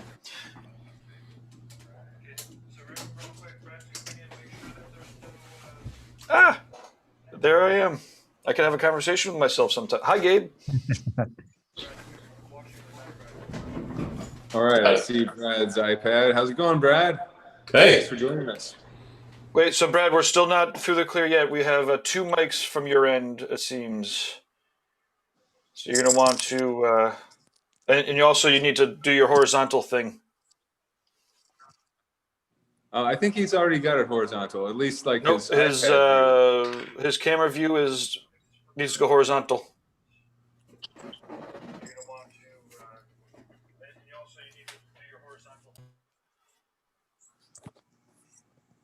Oh, there you go. Perfect. And then you want to turn on one of your mics, whichever the good mic is. Brad? How does that? Perfect. Y'all check this out. All right. Brad, what's up, buddy? Brad? Hello. Russ, Hey. did you turn your camera off? Oh, there I'm back. You're back. Oh, I know what's going on. Nice to meet you, Brad. You too. I don't see you there. I guess I will You don't see eventually. me? Yeah, no, that's all right though, huh? Sometimes you, oh yeah, I don't know my I don't know my video turned off. Oh, my host has disabled it, it says. Okay. So what's going on? Yeah. What am I doing here? Oh, well, we're going to take a look at your set of tools, and gosh, it's you have such a unique digital design process to begin with. And for anyone who has the Biomech Encyclopedia, Brad's got a chapter in there where he's showing his Photoshop method. And so I guess kind of what you've done here with your Tattoo Smart tools is you've not mimicked your process, because this is a different process entirely, but you've taken some of the look of what you get from your normal process and come up with some tools. Yeah, that sort of it usually works by, oh, I'm hearing my own voice way over there. It usually works by, I usually go through 2 different layers to kind of do this like op art sort of special effect. Kind of like, let me pull it up here. This type of thing, you know. But I found a way to bake it into a single brush so you can just stroke through it, you know. But you can also use those brushes to do it the way that I like. I like to use it both ways, really, though.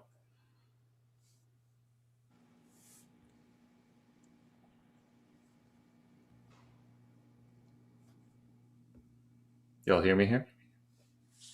Yep. All right. Yeah. So what does this new set consist of? If you could sort of give a rundown. I think for some people, the idea of these digital tools, it's hard to even wrap your mind around. Yeah. Right? Like, what exactly are we even talking about here? Well, I guess I can just start down here from the beginning, really. This is like everything that this brush makes comes out with a hard edge. So if I just take Proto here and do this, you can see if I zoom in here, everything's going to have a pretty, make sure I'm still lined up here. There's not even any anti-aliasing going on, which I really prefer if you're going to print something out of a thermofax. It's very thermofax friendly to not have any of those sort of uncertain grays going on and adding. Right, the fuzzy edges are this diffusion not helpful at all. it just tends to bleed, you know. Have you ever used a threshold filter in Photoshop? Not sure. Right. Well, it does kind of the same thing. Here, let me go to a skull over here. I'll show you the way that at least I use this. Here we go. Here's something that I made here. So what this will do is I actually have this arranged down here, but you can see here. Let's see here. Go to liquify. You can see some of those changes take place. The values and the actual patterns are separated by their layers, and you can change one individually from the other. So if I come over back to the skull and move that around, you see how it's kind of disconnected from that. Yet these lines are swelling and shrinking according to the values that the skull needs it to be. Ah, wow. Yeah. Yeah. I originally started thinking about this because, I don't know, like maybe 7 years ago, I was like working on some Biomech kind of stuff. And is it Giger or Geiger? I never got that. I never got Giger. I never got that straight.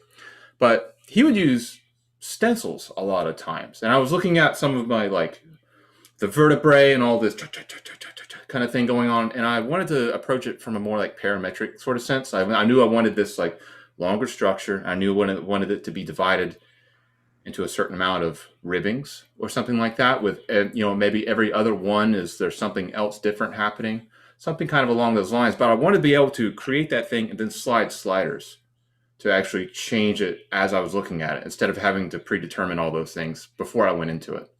Yes. Yeah. So let me just like. When you say parametric, you like the idea of having parameters you can adjust. Yeah.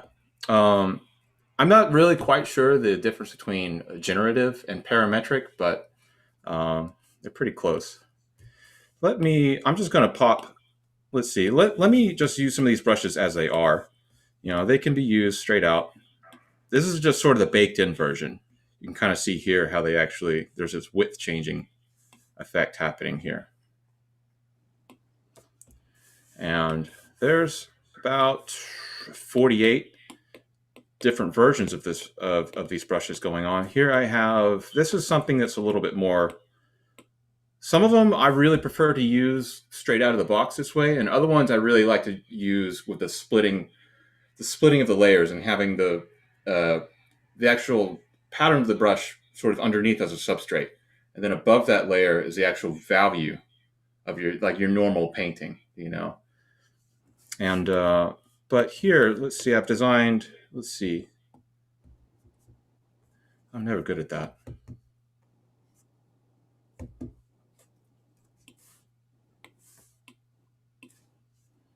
There we go. Start a new layer. So this hexagonal one I designed to be able to stack between different sizes. So I can go from this, anything with a blue dot on here is a small version of that pattern, and then green is medium, red is large. So I just went from a small hex to the medium hex, and you see how they stack and line up like that. Surprisingly, you can't just double the size of the actual grain pattern in Procreate. It just doesn't work that way. So I had to go in and make individual stamps for these so that they would line up. There's a large version. That is just so cool. But then you can combine across these styles too as well. Like, let's say, let me use the large dot. Right, as long as it's laid out on that same hexagonal grid, any of it will work. Yeah, and it's all built into, all layout together that way. Let's see, this is a strange one, Nano. I really like this. Here's a little bit more clear view of it right down here. You know, and I'm using these, like, there's the line versions of all of these. You can come in and you can also come in and use the more paneled versions of these too as well. And you can get some accidental cool things going on in between some of these. Sometimes it's very chaotic, but if you discover something, you can kind of go backwards through it and find out exactly how it happened, and then put them together in a clean way a lot of times. Let's see, I had here, let's go here. I actually have this one set. Let me change the background here to something like a gray. How about that? I'll come up here, delete that, do a new layer. And let's pick a black. Now I have these set up so that, let's see what this gives me here.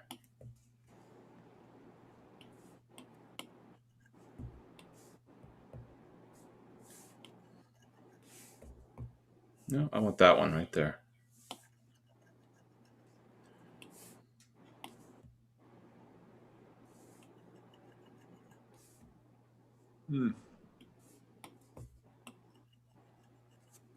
You know, you can, I just had those brushes on quick draw over there, so I can go through that.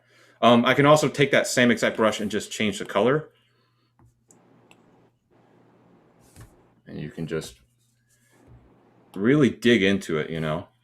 Let me pick that top brush here again, and black is fine, why not? We've already got that. Now let me pick this color and the right side over there and open that back up. You can just really, really, really quickly generate some, like, a lot of complexity in there. It is a sort of, it's like schmoozy, though, by the way it works. You can kind of see how some of these over here, there's actually, the way that it expands as you actually add the value into this, it's stretching, it's adding more this way than this way. So some of the shapes kind of get soft. And, you know, if I was just designing this from not having any reference point or background of work, I probably wouldn't have it this way, but I do like the ability a lot of the times for some of those, for the more organic ones especially, to be a little bit more schmoozy. And let's see. Schmoozy, eh? You just mean flexible, kind of one. Yeah, rubbery. well, I guess what I mean is, like, you know, each one of these diamond shapes is not originating, it's not growing out. Here you are, over here, you're over here. Right, yeah. In all directions this way. Right. Yeah. So yeah, when Russ was showing me this earlier, he was showing me this sort of brain coral pattern, right? Yeah. And I thought it would be interesting to, so you lay down some of that brain coral pattern in black. Then on a separate layer, you go a little bit lighter with the same pattern in white. But then that layer, you shift it up, or maybe up and to the right a couple of pixels. Suddenly you've got a relief effect. Yeah. Have you tried that yet? I don't know. Let me see what that does here. It'll do something probably very much like that, at least. Let's see here. So we go down to some of those. I'm going to pick the big boy here. Now let's pick out something lighter here. Do a new layer. Oops.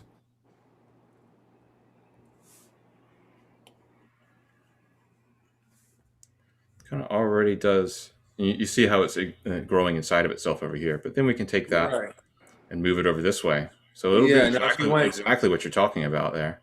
But like if you also touch down on it lighter so that the lines are thinner than the black lines. Yeah, you could do that. They're all contained within the black lines, but obviously shifted just a little bit upward.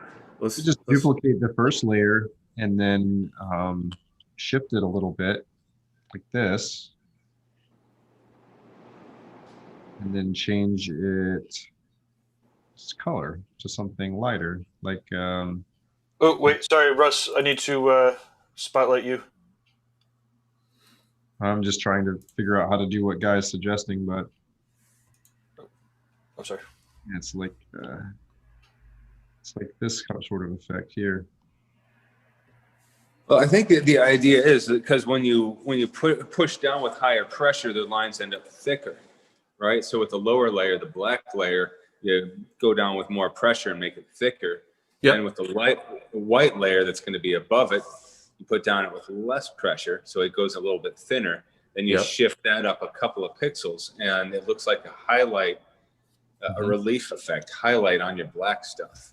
Right. I don't know. I'll have to just try it myself because I'm really intrigued by these tools. Right. I think this is about as close as I can get to what you're thinking, at least like right now. At least while staying within that. Yeah. Within this zone of the black here. That's pretty cool there. That's very close to what I was visualizing. I'm gonna try this myself. This is something that you can do. So that original way that I worked by splitting it off into 2 layers, this is a good example of that, because what I have here is, let me just show you what it looks like normally.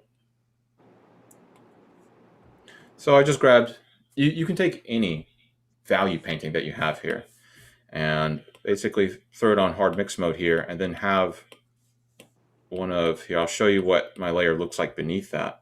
This is the substrate. This is like the grain pattern that I built into all these brushes. This one specifically is the proto one.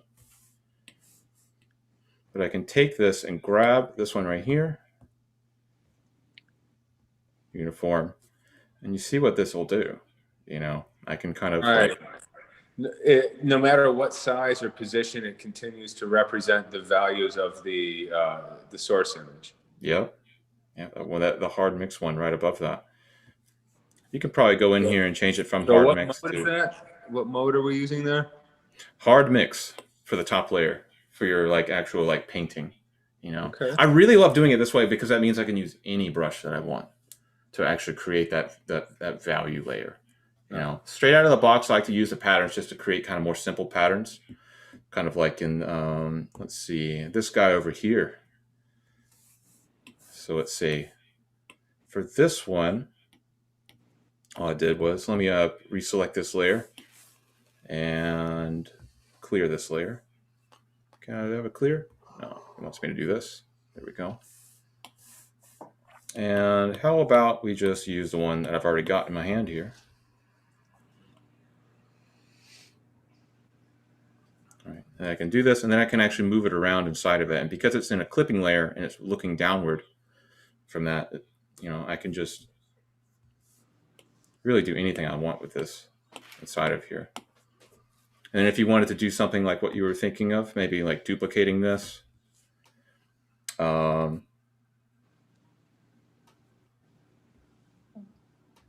you just touch down it lightly with an eraser maybe to lighten those lines, to thin them up? To thin them down?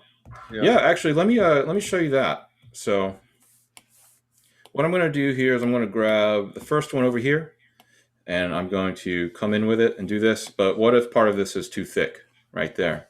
So what I'll do is actually hold down on my eraser to select my current brush to the eraser, and I'll go one brush down. And what this is an inverted version. And so what that means is to be able to thin the patterns back erasing out. the space in between. Yeah, yeah. The only thing is you can't move it or liquefy it before you do any of that stuff. So I like to do all this first. I mean, if you do need to do all that, that's what that other method is for with the 2 layers. But then you can come do whatever you want, you know.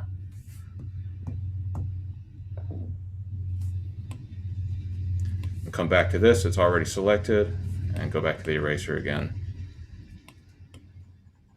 Just schmooze it around, you know.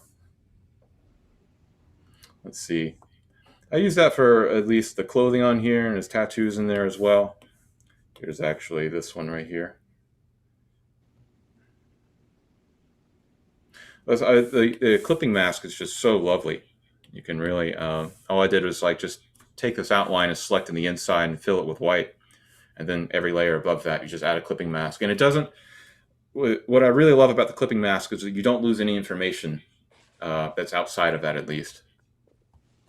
You know, so I can keep on coming back into this and grabbing this tattoo pattern and keep dragging it around.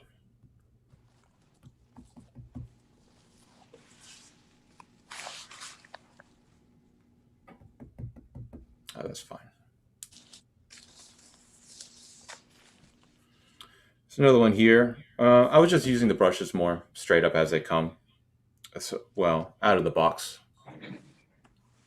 You know, I really do, and if you're okay with like doing something that's just, you're not exactly trying to tattoo, the brushes can be really fun for that. You can see here, like, you probably couldn't actually tattoo any of this. Very, very unlikely. You could do these, I could certainly do these leaves like that. But if you reduce the transparency, you can actually, it'll produce some interesting things.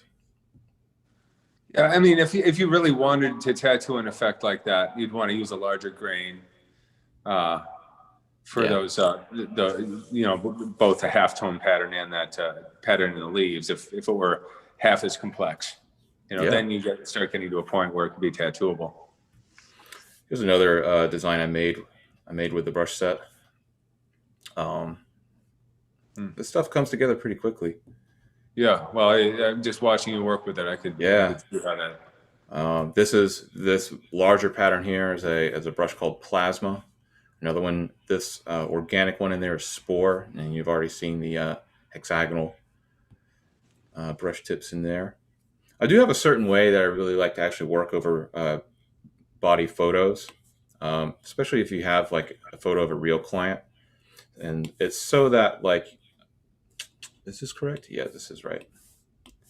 You can use black exactly as it's supposed to be, but everything actually shows up inside of that skin like a more realistic tattoo color. That's fun. But Brad, you should explain how that works. I know we've already got I was just now trying to wrrap my mind around. I never know how much to unpack certain things like that. But yeah, sure, let's do that. Yeah. Feel free to speak up or ask questions, please, because that is I mean, in terms of just trying to visualize something in a way that looks somewhat realistic, that right there is, next century. Yeah. Well, let's do this. I'm going to delete all of this here.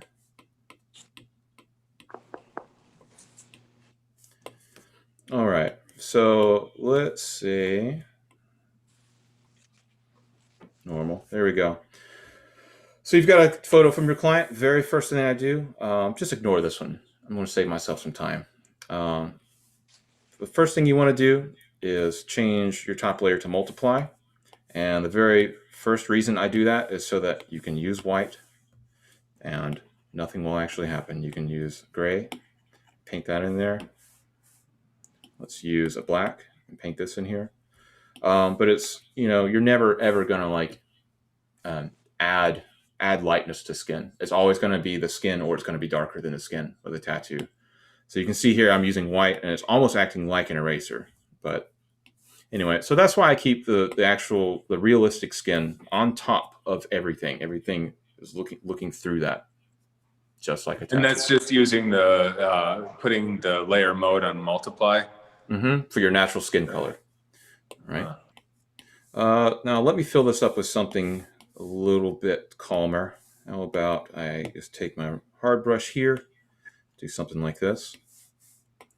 Now, to actually get that skin effect, the tattoo skin, what you want to do is duplicate this and then change this top one to lighter color. Then you come into the settings for that. Let's go to probably the most all-in-one is hue, saturation, brightness. Bring down your saturation and bring down your brightness. And there it is, like immediately, just about. Sometimes I like to add a little bit of blue in there. Wherever it is, there it is. You get that kind of like gunmetal color sometimes in a lot of certain like outdoor light. But you know, if you're uncertain, I just blast that saturation all the way down and leave it somewhere that looks pretty good. You have all this overhang here too. And you could use one layer and mask that whole layer. But if you want all of your layers to be masked together, but also not lose any of that information that's outside of your drawing, maybe you're making a stencil and it's going to have to wrap around. You know, you don't want that immediately cut off that way. But what you would do is you would actually make a clipping mask. And here I have this down here. Let's turn clipping mask on. And all it is you can see this. It's transparent out here and it's white inside of the actual body. That's all it is. So a lot of the ways I might be able to get that is to automatic here. How about that? Select that areas out there. It's those protoplast models are great because you have all that white on the outside. You know, if you have a bunch of messy stuff on your background, I ask clients to try and get clean background photos, but I usually end up just coming in there with like a white brush and just outlining their body. It takes me like 5 minutes to do it, but it makes the whole process so clean throughout, so that like, you know, throughout the entire time of you designing it, you never really have to like wonder what it's going to look like. Well, it turns it from a photo into an actual template. Mm-hmm.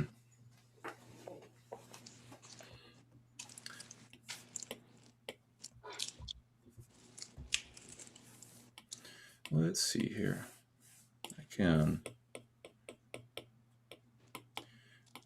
This is one of my favorite ones here. This is Jupiter.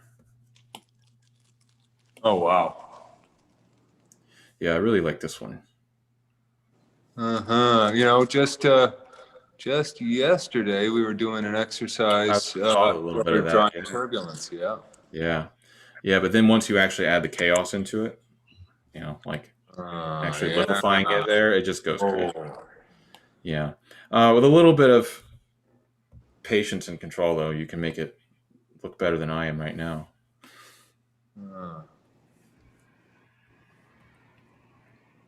Someone could easily make their entire tattoo career off of that alone. Right. Oh yeah. You can do so much with so little nowadays. Just hyper focus that one thing you do into one really sharp spear. You got it. Yeah.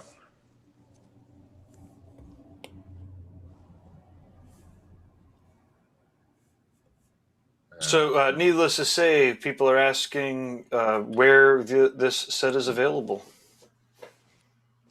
Now, is this set still unreleased? This is a sneak preview we're getting here. I think that's a question for Russ. This is the world premiere sneak preview. Yeah, we're not expecting to actually release this into the wild for another few weeks.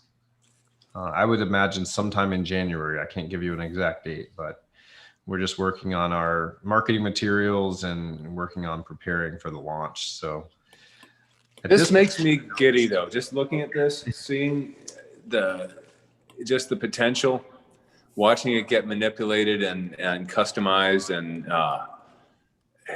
you know, the possibilities are absolutely endless. I will say this to the people that are listening right now. If you email russ@tattoosmart.com and let me know if you are interested, I'm looking for a very small team of tattooers to test this out and see what you can create using it. So I'm going to just go with a few of the people who reach out and request an advanced copy of this set. You'll have to sign all kinds of fancy contracts that you won't share it with anyone or anything like that. But I mean, we'll come and take your house and Yeah, I would love to. Tattoosmart.com. There we go. Yeah, I would love to do a few things with this. I've got ideas right away. I can't wait to see what different artists do. People that have a different stylistic background even than Brad, are going to have a totally different take on these tools. And this is one of those times where the technology really does create the possibility of something entirely new and interesting happening in tattooing, just because of the availability of a tool that didn't exist before. And that's the kind of thing that just gets me so excited. Yeah, and then the thing that I also love is when you create a tool, someone creates a tool, and then they release it into the wild, and immediately people start using it in ways that tool creator never imagined or intended, right? And so I'm very, very psyched to see what happens with this, because these are really very just, I don't even know what to say about it, except that it is you've got a new way of dividing dark and light, a new way of handling positive and negative, of manipulating it. Yeah, absolutely. Yeah. I don't even think I could start to grasp a quarter of the possibilities until I actually have it in my lap and I start working with it. But yeah, it's just incredible watching Brad manipulate the stuff in real time. Yeah. Yeah.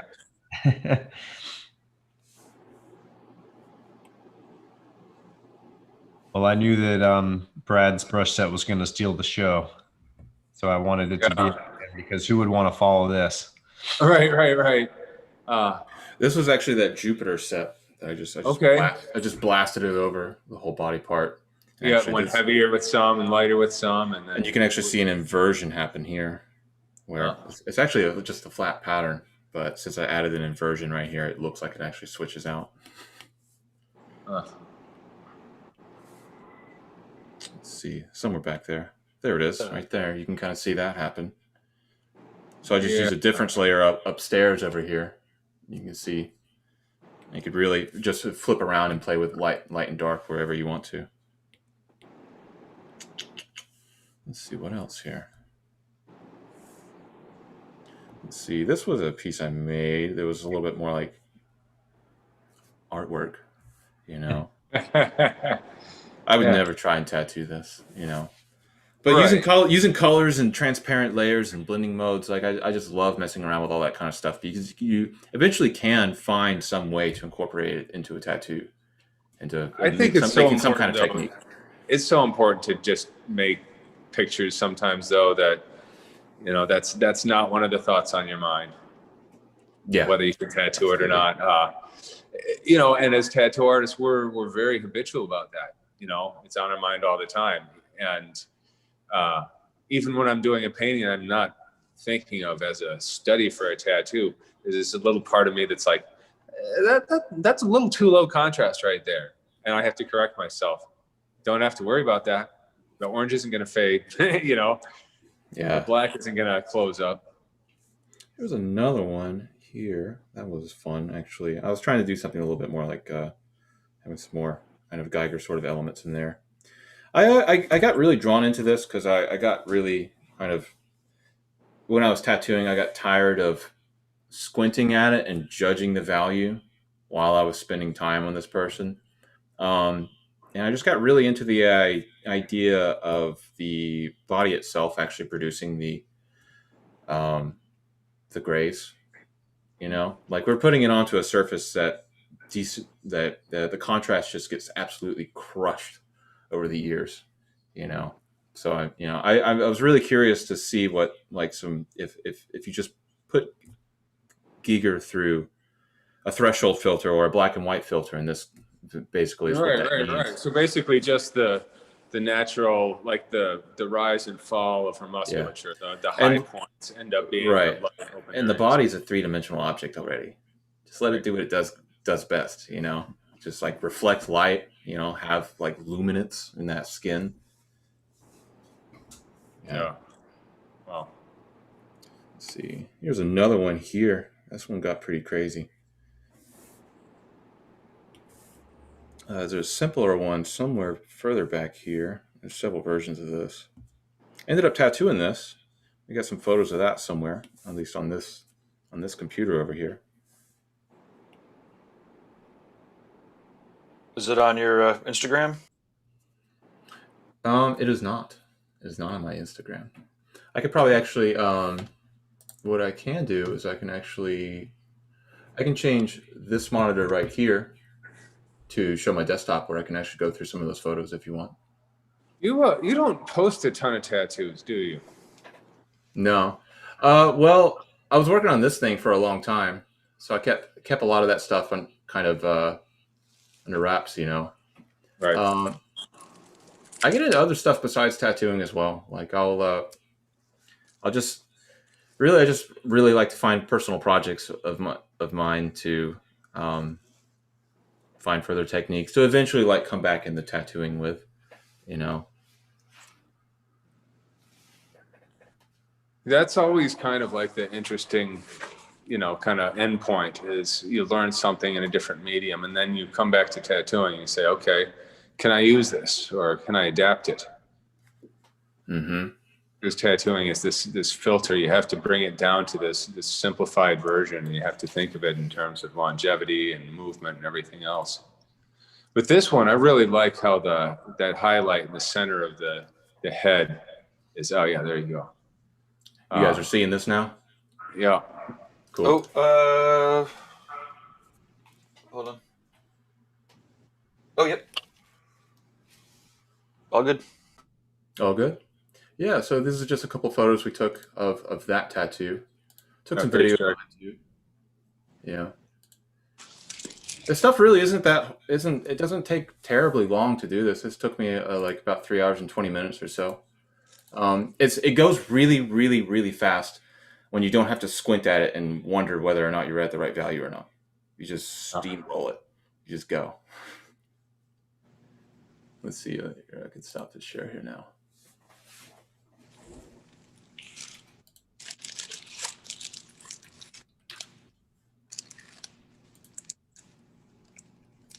Where is everybody else on here now?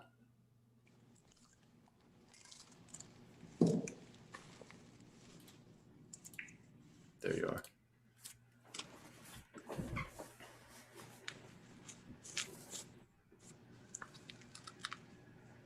Russ, a couple people are asking, how do they contact you to get in touch with to possibly experiment with this? I think his sound might be off. It's Hey, I Russ. believe it. Russ at tattoosmart.com, right? Yeah, Russ at tattoosmart.com. Sorry, I have myself on mute there. I can't take everybody, but I'm looking for a few folks. So hit me up in the email, maybe throw in a link to your Instagram so I can get a sense of the work that you do, and we'll pick a small group.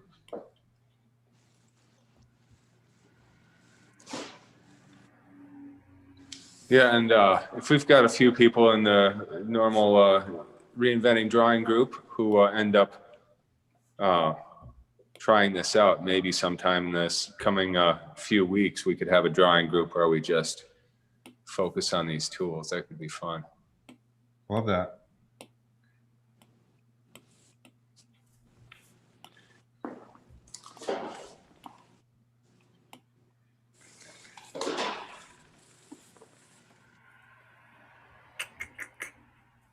Yeah, it's endless.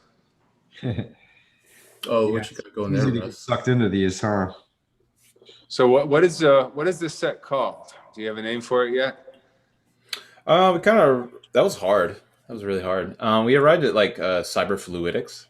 Okay. Yeah, I like that. I really started off like for some reason ferrofluid kind of came to mind because of the way the two layers work and the way that the black is sort of like interacting with the sort of invisible pattern below. Right, yeah. Yeah. Ferrofluid, the way it morphs as you move magnets around, it adapts Right. to the forces that are being played upon it. But most people don't really know what that is, and it's already a thing, you know. So Right. it might have just been kind of confusing. It seems to serve the purpose, you know. Yeah.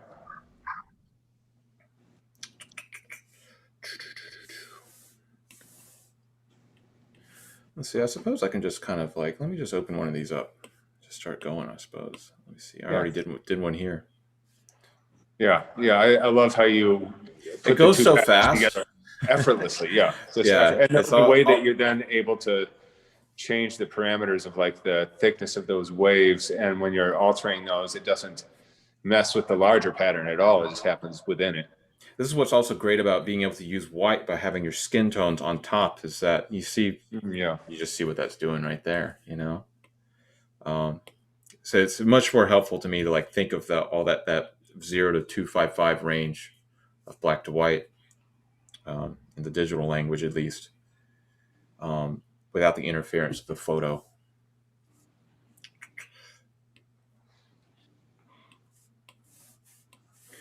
I've got so many shapes and things going on in here too, though. Let's see, this one's called Gravity.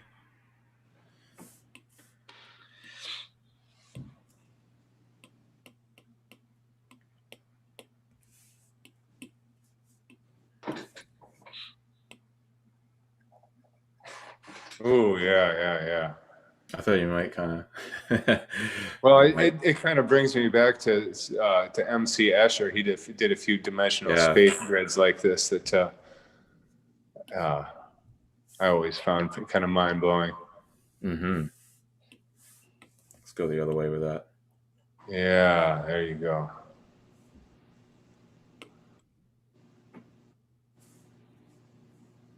So if you want to do a negative version of any of these, you just erase it out of a black area. I didn't even erase it. That's just white. Oh, okay, yeah. Just filled it up with black, and I use white. Yeah, but if you do want to actually push it back the other way, let me show that again real fast. But let me show another brush. There's some really interesting ones I actually want to hit here. You know, here's a cool one that I like a lot. I love that one. Yeah, it's like a half tone with connecting numbers. Yeah, it's called like a Truchet pattern. So what it is like each of these little areas right here, it's taking one tile and flipping it over and over again. It's actually like a triangular tile, something like that, and it turns it. But you can make it snake any kind of direction here, and you see how the size of the pattern. You can kind of see how it does this right here, but you can actually alternate it just by turning your canvas. Yep. And it will move this way, and then it will move this way. You can kind of cross them together too. You have some interaction happening there. I have some supporting brushes for that too as well. This one's just called Node. I love having a color picker on my finger, but my God, does it always get in my way. Yeah. It's worth it though. For all the times it saves me and takes, it's a net gain. There we go. There's the other way around there. But, let's just pick a red. Come back to the normal. How about Node right there? Yeah. We're going to have to get rid of that layer. You can see what's happening there. I can pick the inverted node, which is right here. And let's pick another color without too much concern about what it is. Yeah, okay. Right. And then maybe white again. You just go over and over and over and just really build into that.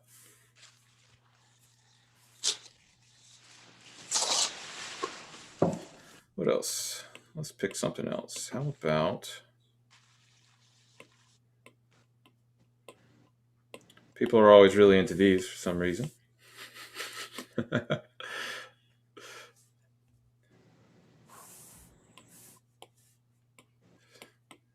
We already went over some of those here. Did some of the different cube faces. Yeah, and these first few up here is kind of really where the sort of shapes that I started working with a long time ago. That's where it all began. Yeah, just using really simple lines because I was interested in well, in Biomech, there's not really a whole lot of, there's not too much complexity. And I was trying to start from a simple place.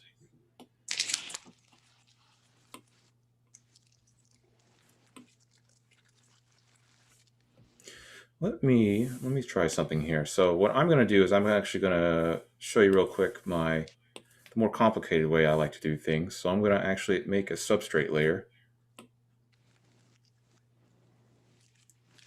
And that's what that's going to look like. Then over top of that, do white, and you do a hard mix mode. And I'm going to brush, I'm going to just go to some of these types of brushes that I like to use over here. Let's pick a normal airbrush.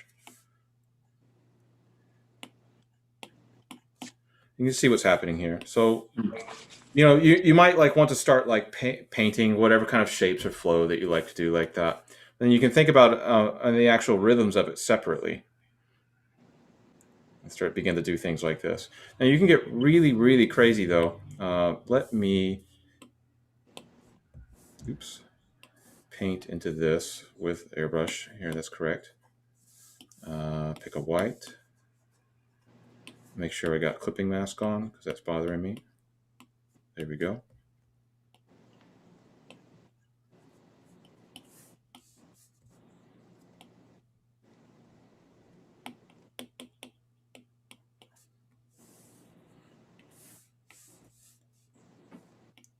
Try not to spend too long on this kind of stuff.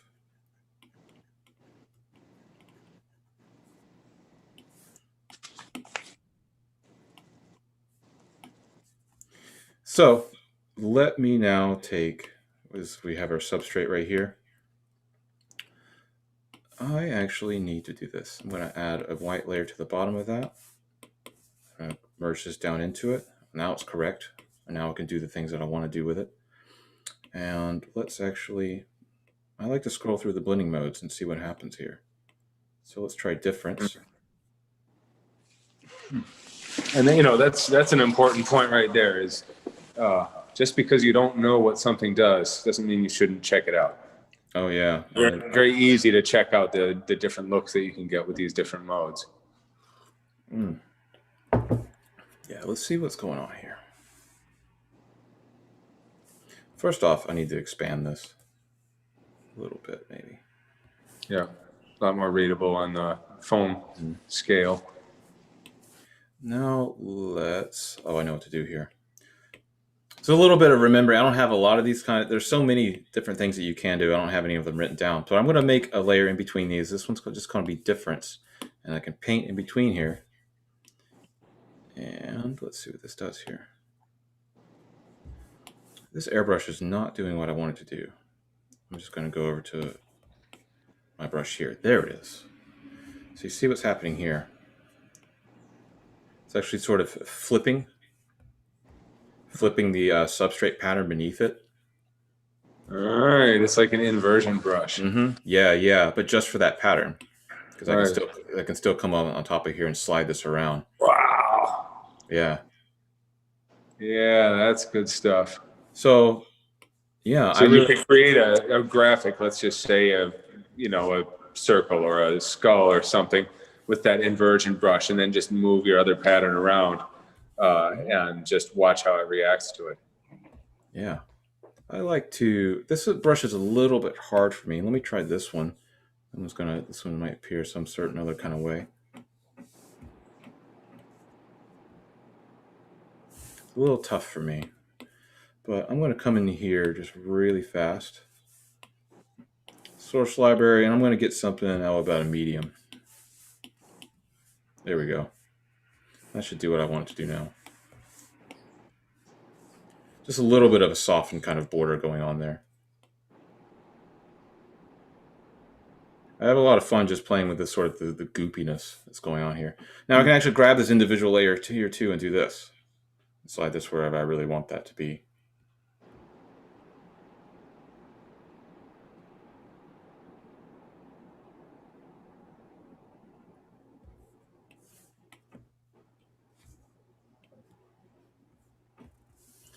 Let me pick this.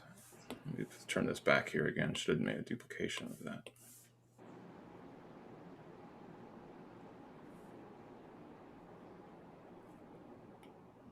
So, Brad, if we were to have a drawing group that was focused around experimenting with these tools, would you be down with joining us?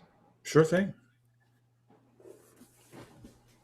Takes a little bit of. I feel like I'm needing some brain power for that one right there. Yeah. I think that at this point, we're all feeling so overwhelmed by all of this. We need a chance to digest it and really think about it. But I'm really excited to get a chance to try this out and maybe have a session where you're able to join us. And we've actually got it on our iPads and we can work it while you're there to demonstrate it. I think that would be a beautiful thing. It'll be. I think I'm really good at answering questions about these kinds of things. So if there's questions, I won't be able to stop talking. So okay. that's definitely possible. I could and then also when it is available to the public, there's also the chance of having a larger drawing group at that point. I personally would love the chance to test drive this while we've got you on the line. Yeah.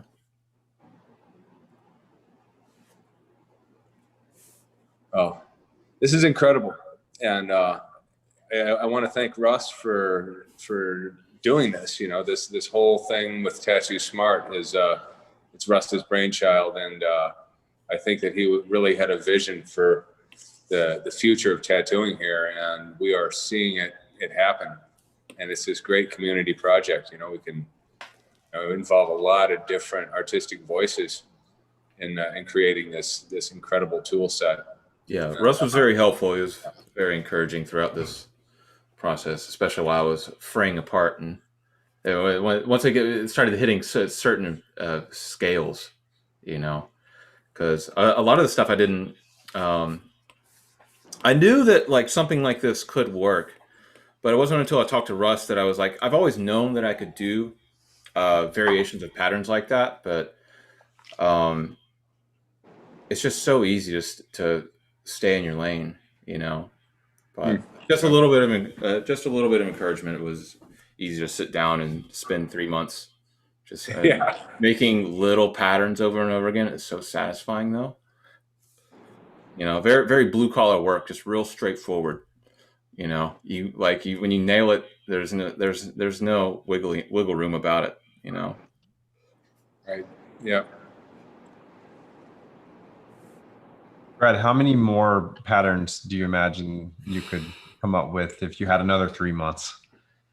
Oh, I have lists. I have one of the folders just strewn with stuff from Pinterest. So I was like, I could make that. I could do that. That could be cool, you know? Yeah. It does hit with the way that it works by using hard mix. And I had to like do a bunch of like vector work to really actually make the set. I wasn't able to make it within Procreate, you know? But by the way that it works with hard mix, I do notice that with like the more complexity that's really going on, a little bit harder it has hanging on. It really just depends on the pattern. It all comes down to that pattern of whatever it is that you're working with, because there's always going to be that little bit of schmooze that's going on in there. We all learned the new word today, schmooze. Yeah. Yeah. But I did play around. I sent you that 12-fold one a little while ago. I just kind of wanted to. Yeah. I really wanted to know if I could do it. I want to know if you can do it times 100 in that realm. We're talking about more Persian, Islamic Persian sort of symmetries. Yeah. No, yeah. It's totally. Those are incredible patterns. If it's around, like in that sort of style, like I think this thing works great, and I can make a lot of those for sure. So we're limited to patterns that tile well in a square with these. Is that correctly? Like some of those, they become like wide rectangles. Well, some of them are just wide rectangles, but like the way I got around that with hexagons. So yeah, you did, right? How did you do that? Yeah, so Guy, like a hexagon is really hard to fit a perfect tile into a square. It just doesn't really want to line up side to side. So what I did is I found the right number of hexagons that would most closely approximate that, and it's like a hair's width close to perfect with these, you know. Right. And yeah, you have to come up with these compromises. It is and when you do it right, no one would ever suspect. It's barely one at all. Like I have to fill up the whole screen and rotate it, and you just see that the lines are like off, like even the pixels are still touching, you know. Like I'll call that gold. It's good. It's fun. Oh yeah. Yeah. For something for Procreate like this. Yeah, so it just kind of comes down to whether or not how hard it would be for some certain, like I noticed that some of those tiles were like a 3:4 ratio or something like that. And like I'd have to begin somewhere. I don't know if I'll be able to finish, if there is a finish line. I didn't know there was a finish line for the hexagon stuff, but I eventually found it, you know. Right. Right. Just took honestly, I just went through Google image search and found the one that like looked almost right enough. All the other ones it was such a poor image too of this perfect tile. I couldn't believe it wasn't like in some kind of internet like treasure trove or something, you know. The way that they have like a piece of platinum that represents the kilogram, you know, some kind of a digital standard of the hexagon. Yeah. Or just that designers don't need a perfectly tiling hexagon. Like I was like, where are these? Of course people need that. Well, I can't tell you how many times I've ended up looking for something that I thought was, you know, straight up, you know, easy peasy. And then the more I realized, you know, everything I see is just some weird, you know, interpretation of it. But if I want like the actual perfect, simple, unembellished version of this particular shape, it's going to come down to me making it. You know, that happens a lot. Yeah, Russ, with your 12-fold, I had to, you know, the scale of these hexagons is not significant. You know, it was like a couple handful across, but I had to take that whole pattern and shrink it into every individual hexagon, and so that it would actually fit inside of that square. Yeah, that was, that makes sense, though. You know, I mean, it guarantees that it's going to work. Yeah. You still only have to do it once. You know, with Illustrator, you just drag it over and hit Control D, and it goes pop, pop, pop, pop, pop, pop, pop, pop, and do it once more for all of those going all the way up. You know, you get it to a certain point and everything just starts free falling. Yeah. Towards the target. Well, I'm not going to let you off the hook. Not Oblivion. I want more of those patterns for sure. Yeah, sure thing. Awesome. Well, I can't wait to see where else this goes. I think we should probably wrap this up for the night because we've been going for a couple of hours, and I think everyone is just mind blown right now. I'm really glad I still have a lot of battery power over here. I was kind of worried about that. I want to thank everyone who tuned in tonight, and I want to thank Russ, Damon, and Brad for this demonstration. This is really incredible, and you can find all this stuff except for Brad's set, of course, which is not available yet at tattoosmart.com. And Russ, you do have gift certificates there, right? So yeah, it's not too late to pick up a gift certificate. We're working on maybe a last minute gift certificate promotion too. So be on the lookout for that. Hey, Damon. Yeah. Yeah, Damon, I didn't say hi yet. Without letting, how's it going, Brad? Good to see you, man. Cool stuff. Well, completely fucking blown away. Had a lot of fun playing with it myself. Thanks, man. Yeah. All right. Come out weird. Let's not make it weird though. Yeah. Agreed. Thank you again, everyone. This is terrific. And, I'm going to spend the rest of the night just kind of like trying to digest all this. And I look forward to reconvening sometime soon and, really diving into these tools with actually installed on our iPads. That's going to be something else. So thank you. And we'll be seeing you all soon. Gabe, what is our next event this week? We've got tomorrow, the Tattoo Collectors Podcast, right? No. Tattoo Collecting Podcast is on Thursdays at noon. Right. Yep. Tomorrow, 7 is Tales in the Castro. So straight from the heart of San Francisco. We've got punk rock, queer, tattoo craziness. Nice. And then Thursday's Tattoo Collector Podcast. And then, of course, Sunday, we've got the Nick Baxter Paint Jam Sunday night. What else we got, Gabe? Anything I'm forgetting here? Sunday afternoon, we've got another drawing group. Is it Jason Leeser is going to be leading that one? Correct. And then Monday morning, reinventing drawing group, needle jig interviews Monday, your exercises Monday nights. Pretty much 5 or 6 days a week, we're doing something. Yeah. Well, that means I'll be seeing all you folks sometime soon on one of these things. But I'm going to go eat, and it's been terrific hanging with y'all. Thank you very much, everyone. I'm clicking the button. We're ending.